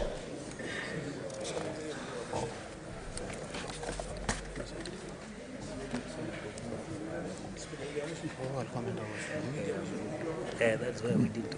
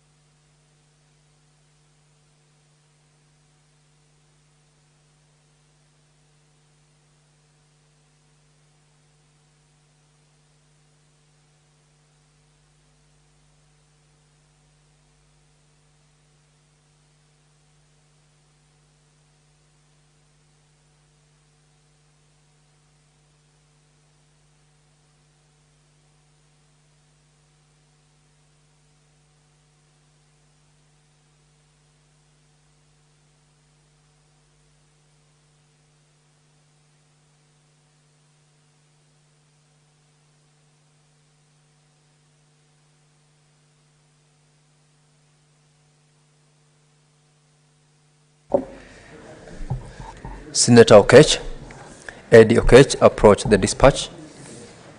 Approach the dispatch to vote.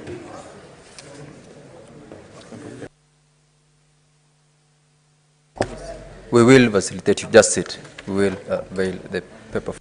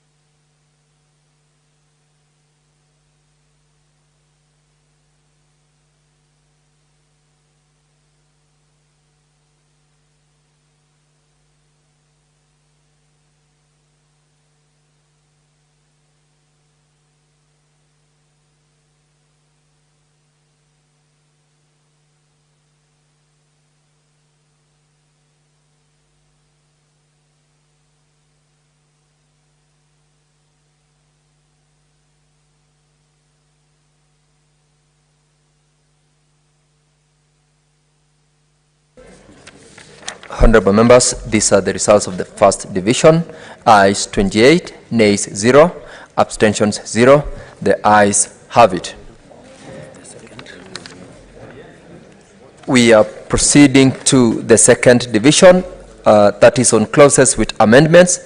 And honorable members, I put the question that clauses 7, 11, 23, clause 24, clause 25, and clause 32 be amended as proposed. Honorable members, you proceed to vote right now.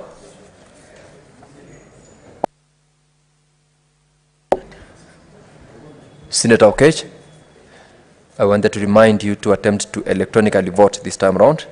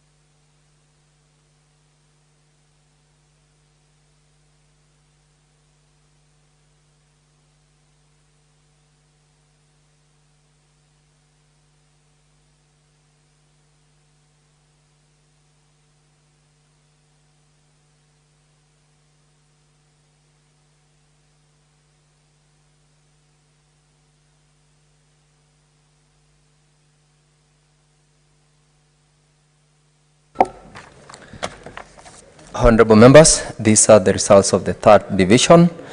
Ayes 28, nays 0, abstentions 0. The ayes have it.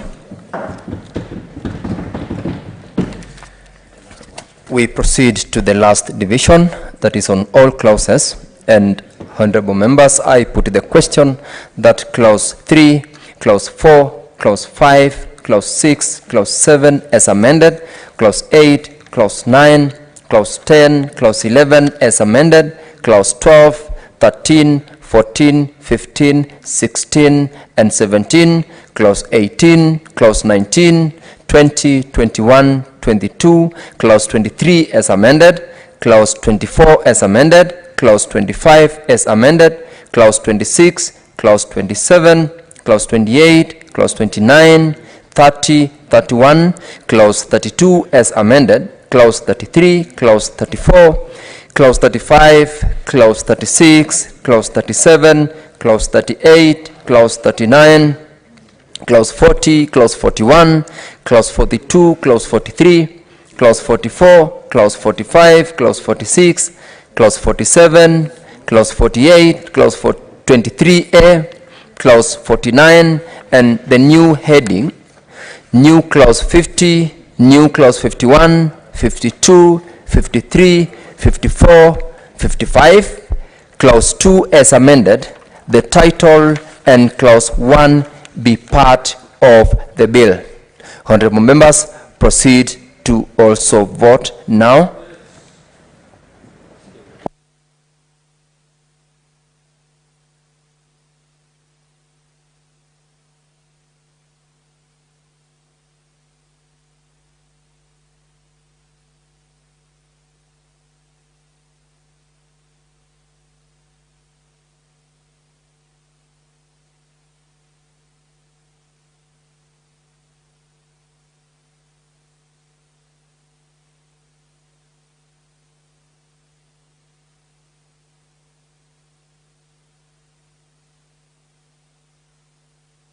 Honorable members, kindly vote. We're almost closing, and a number of us have not voted. If you have not, proceed to vote.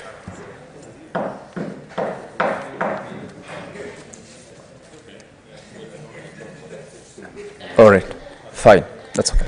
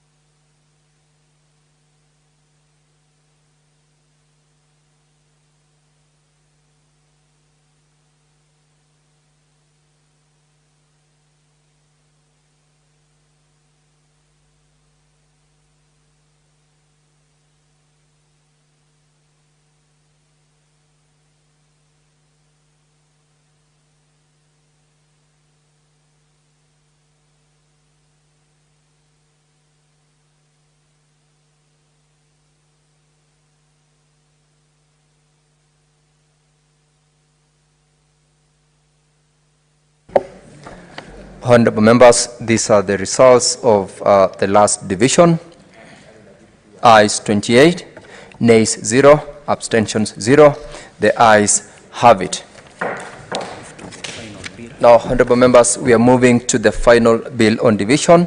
This is the bill on the Employment Amendment Bill, Senate Bills number 11 of 2022 by Senator Samson Cherargei. Honorable members, this particular bill has got no amendment, and I put the question that clauses 2, the title, and clause 1 be part of the bill. You may proceed to vote.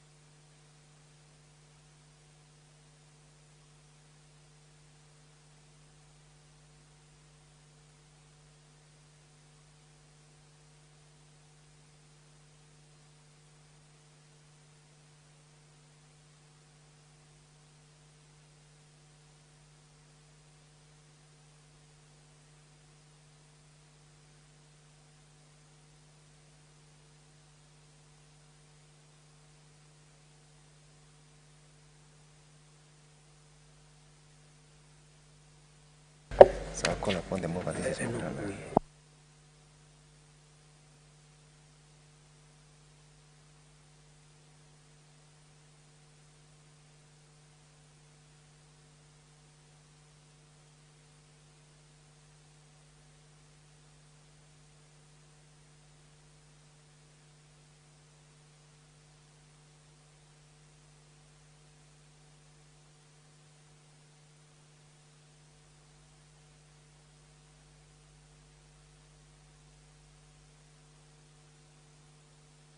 Senator Mukor, approach the dispatch.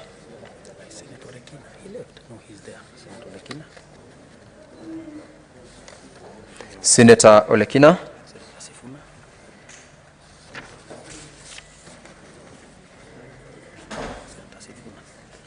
Senator Sifuna.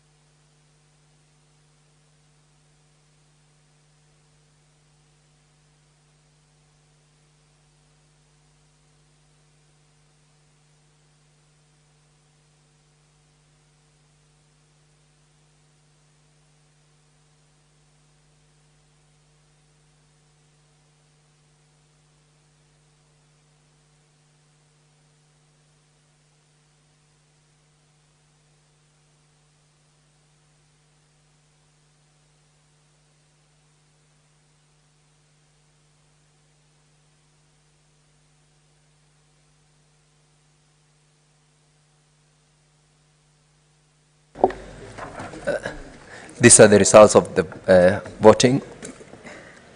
Ayes 26, nays 2, abstentions 0. The ayes have it.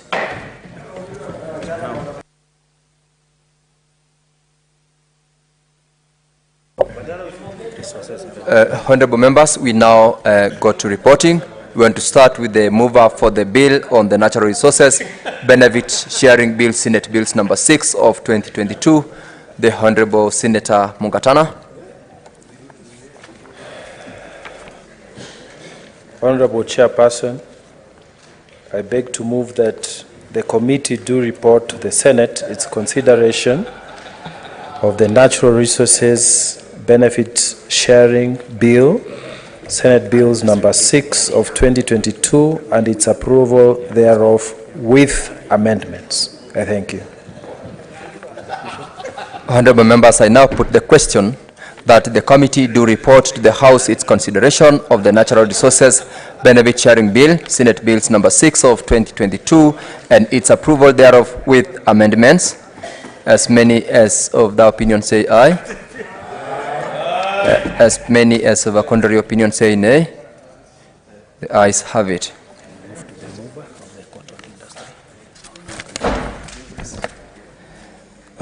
Next, we move to the Cotton Industry Development Bill, Senate Bills number 5 of 2023. The Honorable Senator Wambua.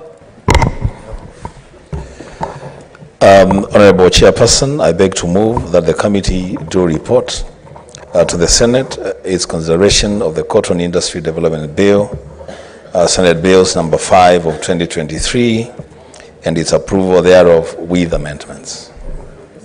Honorable members, I now put the question that the committee do report to the House its consideration of the Cotton Industry Development Bill, Senate Bills number 5 of 2023, and its approval thereof with amendments. As many as of that opinion say aye. As many as of a contrary opinion say nay. The ayes have it. And lastly, honorable members, we move to the third, that's Employment Amendment Bill, Senate Bills number 11 of 2022. I call upon the mover, Senator Cherargei.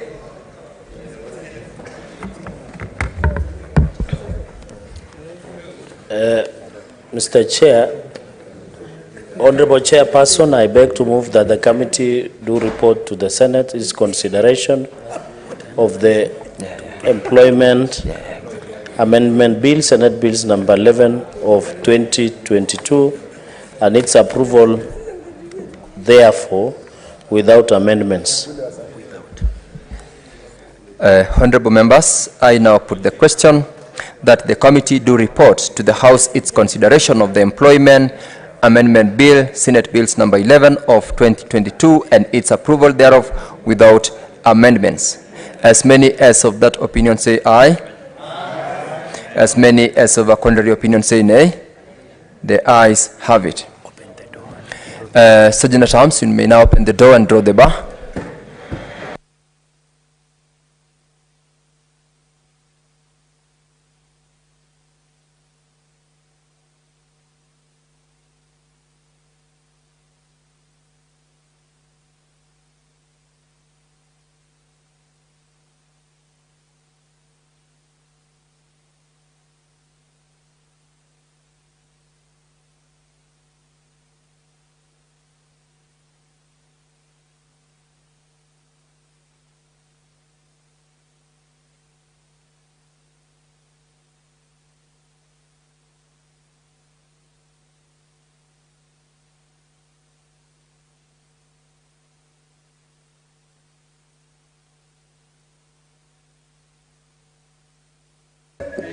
Honorable members, let's resume our seats.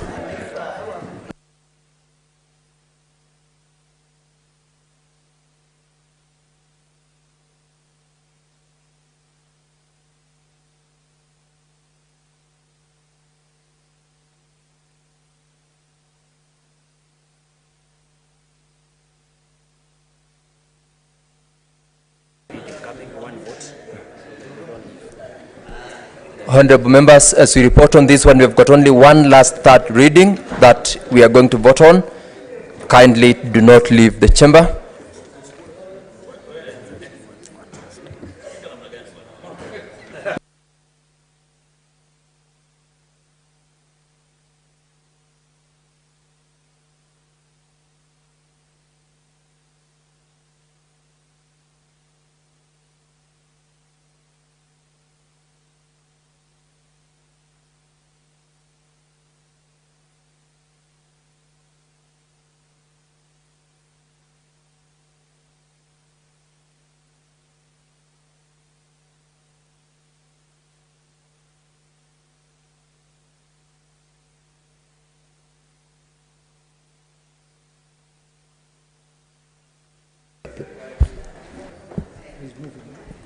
Chairperson, proceed.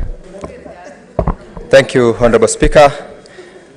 Honorable Speaker, I now beg to report that the Committee of the Whole has considered Natural Resources Benefit Sharing Bill, Senate Bills number 6 of 2022, and its approval thereof with amendments. I call upon the mover. Senator Mungatana. Mr. Speaker,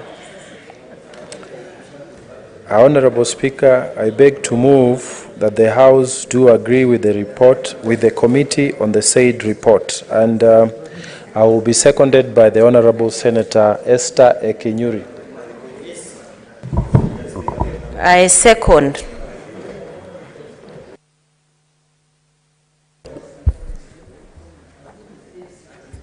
I propose the question that the House do agree with the committee in the said report.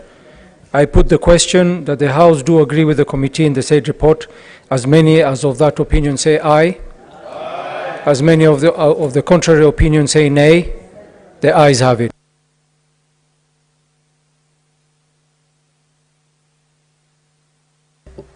Mover, Senator Mungatana.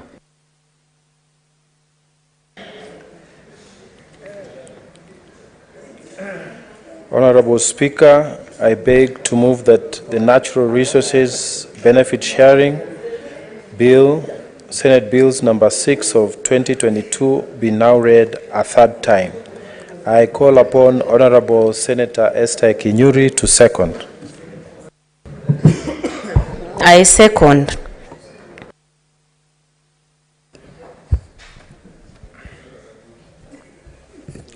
I propose the question that the Natural Resources Benefit Sharing Bill, Senate Bills number 6 of 2022, be now read a third time.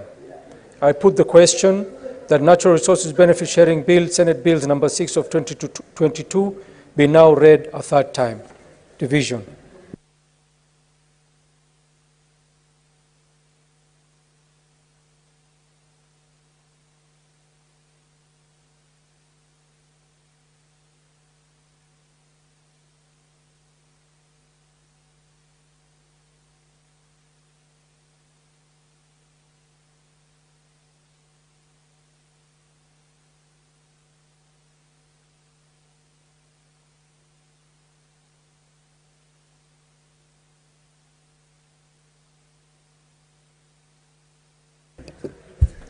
We will go to division later. I will ask the chairperson to report on the cotton industry bill. Thank you, Honorable Speaker. I beg to report that the Committee of the Whole has considered the Cotton Industry Development Bill, Senate Bills number 5 of 2023, and its approval thereof with amendments. Mover to reply.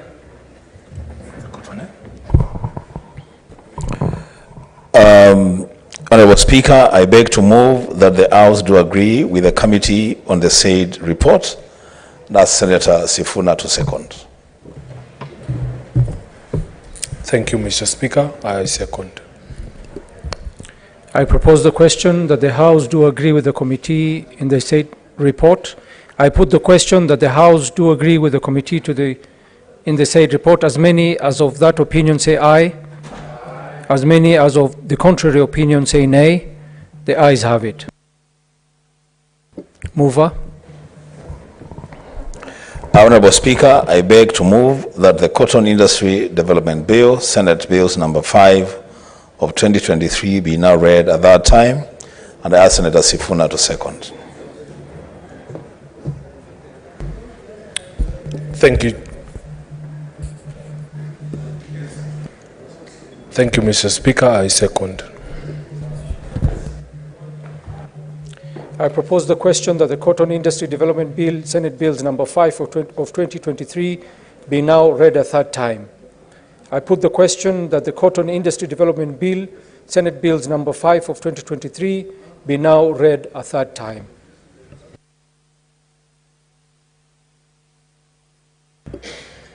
Division at the end.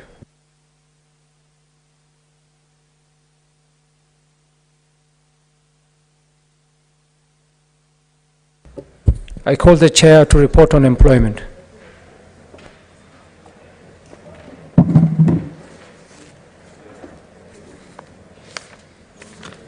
Thank you, Honorable Speaker. I beg to report that the Committee of the Whole has considered the Employment Amendment Bill, Senate Bills number 11 of 2022, and its approval thereof without amendments.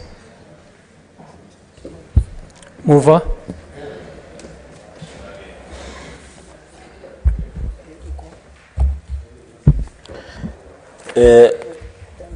Honorable Speaker, I beg to move that the House do agree with the committee of the said report. And I request Senator Sifuna to second. Thank you, Mr. Speaker. I second. I put the question that the House do agree with the committee in the said report. As many as of that opinion say aye. As many as of the contrary opinion say nay. The ayes have it.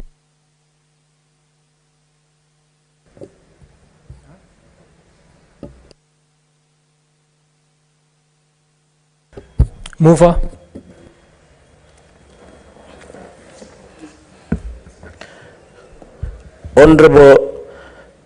Honorable Speaker, I beg to move that the Employment Amendment Bill, Senate Bills number 11 of 2022 be now read at that time. And I request Senator Wambua to second. Speaker, I second. I propose the question that the Employment Amendment Bill, Senate Bills number 11 of 2022, now be read a third time. I put the question that the Employment Amendment Bill, Senate Bills number 11 of 2022, be now read a third time. Division at the end.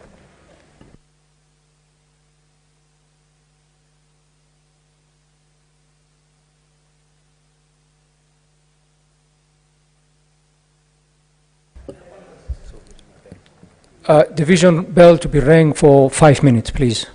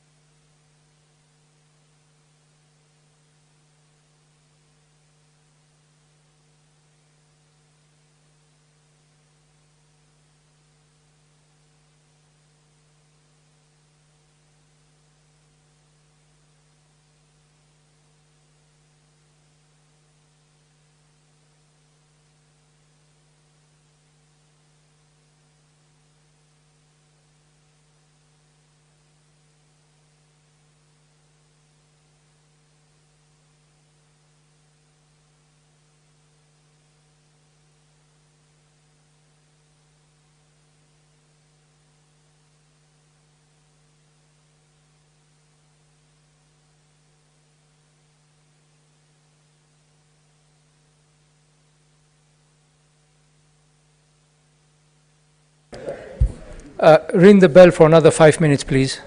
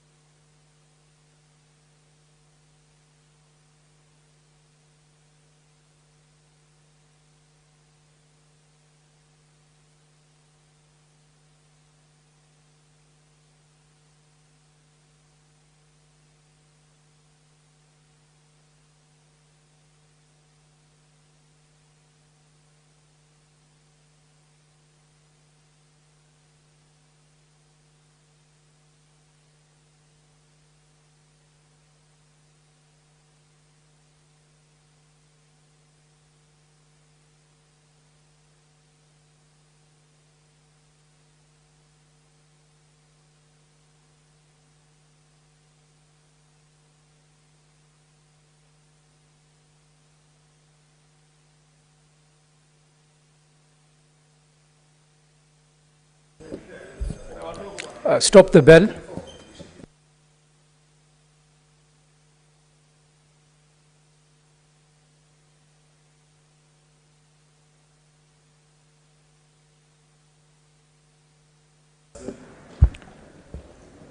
Honourable Senators, I put the question that the Natural Resources Benefit Sharing Bill, Senate Bills number 6 of 2022, be now read a third time.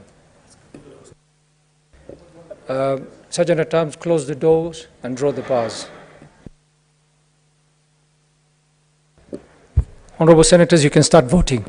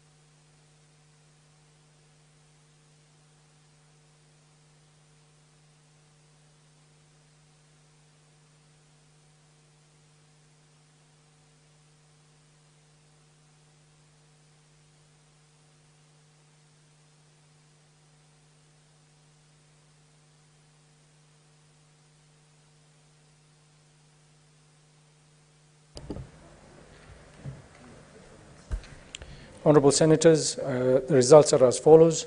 The ayes 24, nay 0, abstention 0.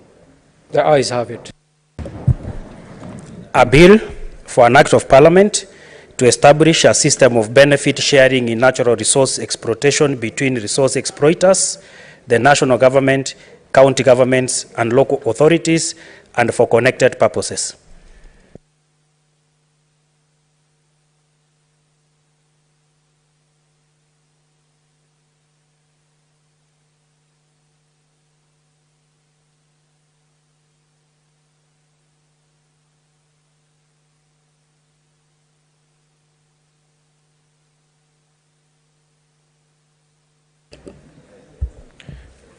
Honourable Senators,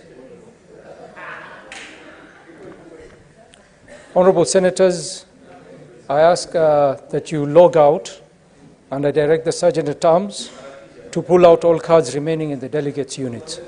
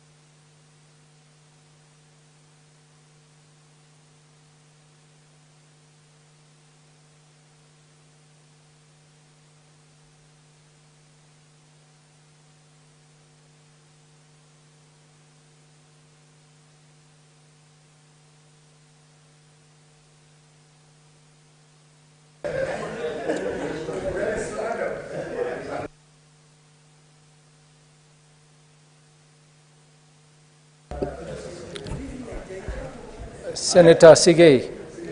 Senator Sigei.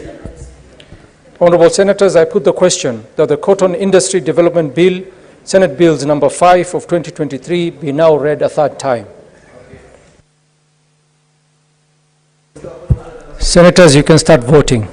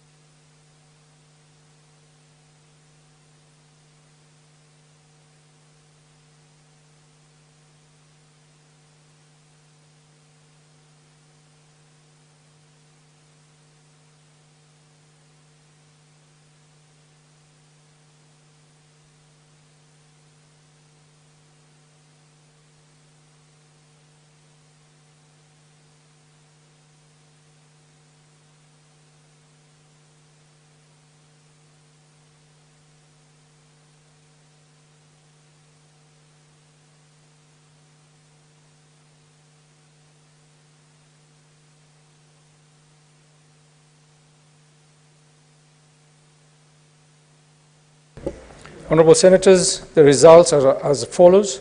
Ayes 24, nays 0, abstention 0. The ayes have it.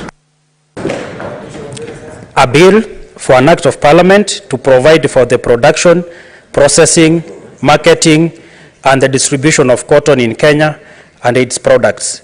Establish the Cotton Industry Development Board, provide a framework for cotton farming, ensure value addition to cotton and its related products, and for connected purposes.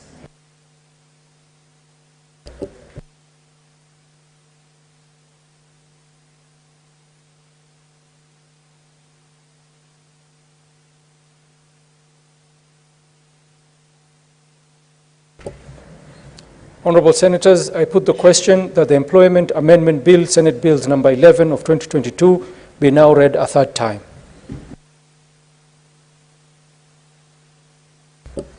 You can, oh, not yet.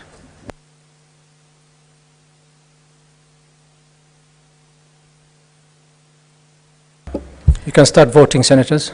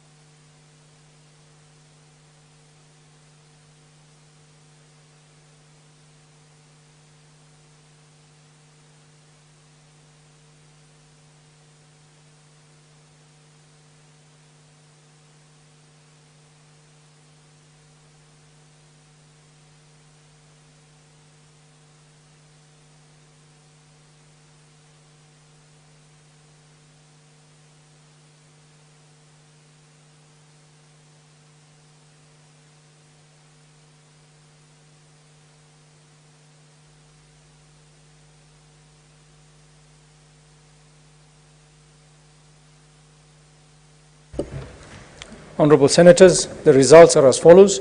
Ayes 24, nays 0, abstention 0. The ayes have it.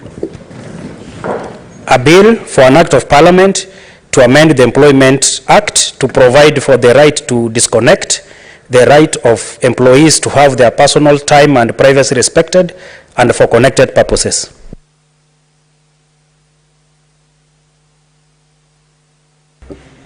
Sergeant at Arms, open the doors and draw the bars.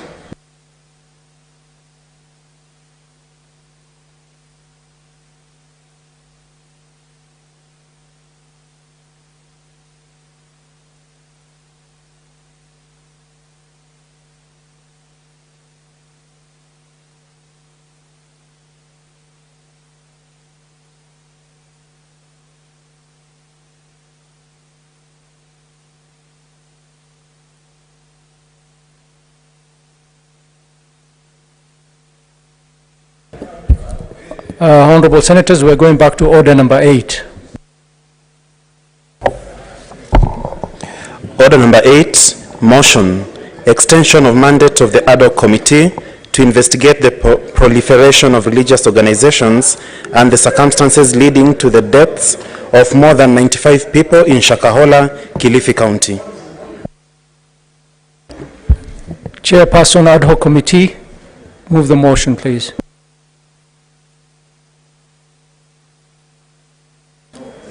Mr.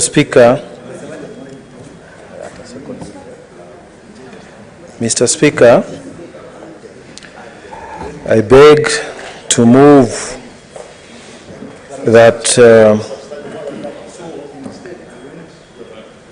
the extension of the mandate of the ad hoc committee to investigate the proliferation of religious organizations and the circumstances leading to the deaths of more than 95 people in Shakahola, Kilifi County as follows.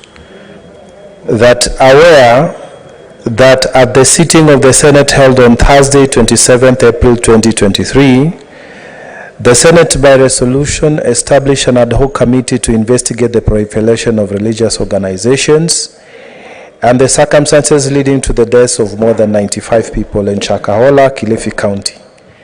Appreciating that the mandate of the Select Committee lapsed on Wednesday, 26th July 2023, acknowledging that the committee had undertaken a tremendous amount of work in the execution of its mandate, noting that the events of the Shakahola in the country continues to evolve with the discovery of more bodies in the Shakahola mass graves, and that the committee is yet to visit the new grave sites. Now, therefore, the Senate resolves to renew the mandate of the ad hoc committee by a further period not exceeding 30 days of this resolution, and to table its final report in the Senate on or before the 5th September 2023. Mr. Speaker, this is basically a procedural motion, and it is not my intention to take a long time on it, except to ask the House to support the extension of time. And Mr. Speaker, the motion is moved in the amended way as provided for in Standing Order number 64. Mr. Speaker, the thrust of this motion is to ask for extension of time. Mr. Speaker, the committee has been working day and night. We have visited the area that is involved. We have met a lot of stakeholders, Mr. Speaker. But the 90 days that we thought were going to be sufficient to enable us to table the report and complete our work is not enough. The reason being that a lot more information still is out there, and many more stakeholders have come up indicating through committee, through the Senate office, saying that they want to appear and say their bit. Mr. Speaker, some of those potential witnesses at the Senate committee were people who escaped from the Shakahola forest, and they have been unwell because they have to go through some psychological treatment. And Mr. Speaker, some of them are better now and are able to communicate. Mr. Speaker, a lot of the political class have not been able to come before us, and they have expressed interest as big stakeholders in that area to ask that they be heard. Mr. Speaker, we've given time to the professionals, we've given time to human rights organizations, we've given time to a lot of government offices. We have even given time to the ad hoc committee set up by the Kilifi County Assembly. But some of the political stakeholders who believe they have information have not been able to come before us.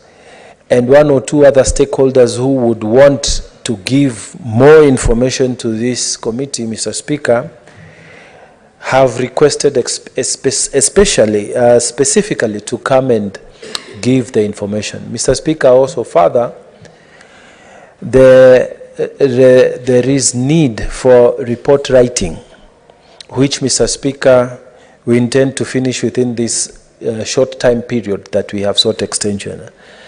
Mr. Speaker, I have consulted widely. I have consulted with very many of our colleagues, and even the chair of the liaison committee have consulted with the speaker and all other stakeholders, and we are in agreement that there is need for us to do a proper report, and a proper report, we cannot finish it within the time limitation that was given to us. Mr. Speaker, we are therefore requesting that the House supports this motion so that we can give the House a report that will be worthy the title of a Senate report. So, Mr. Speaker, with those few remarks, I request, I move the motion, and I request the Honorable Senator Cheptumo to second this motion. I thank you, Mr. Speaker.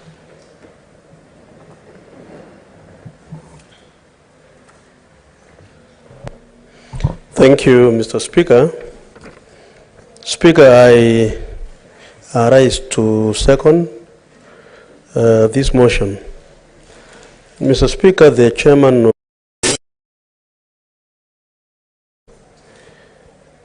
explained to the House and justified, Mr. Speaker, why we are seeking this extension.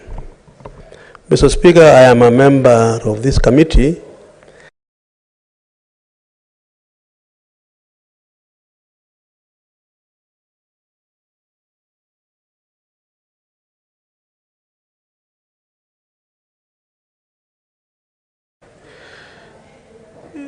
Its intention, Mr. Speaker, was to help the country in coming up with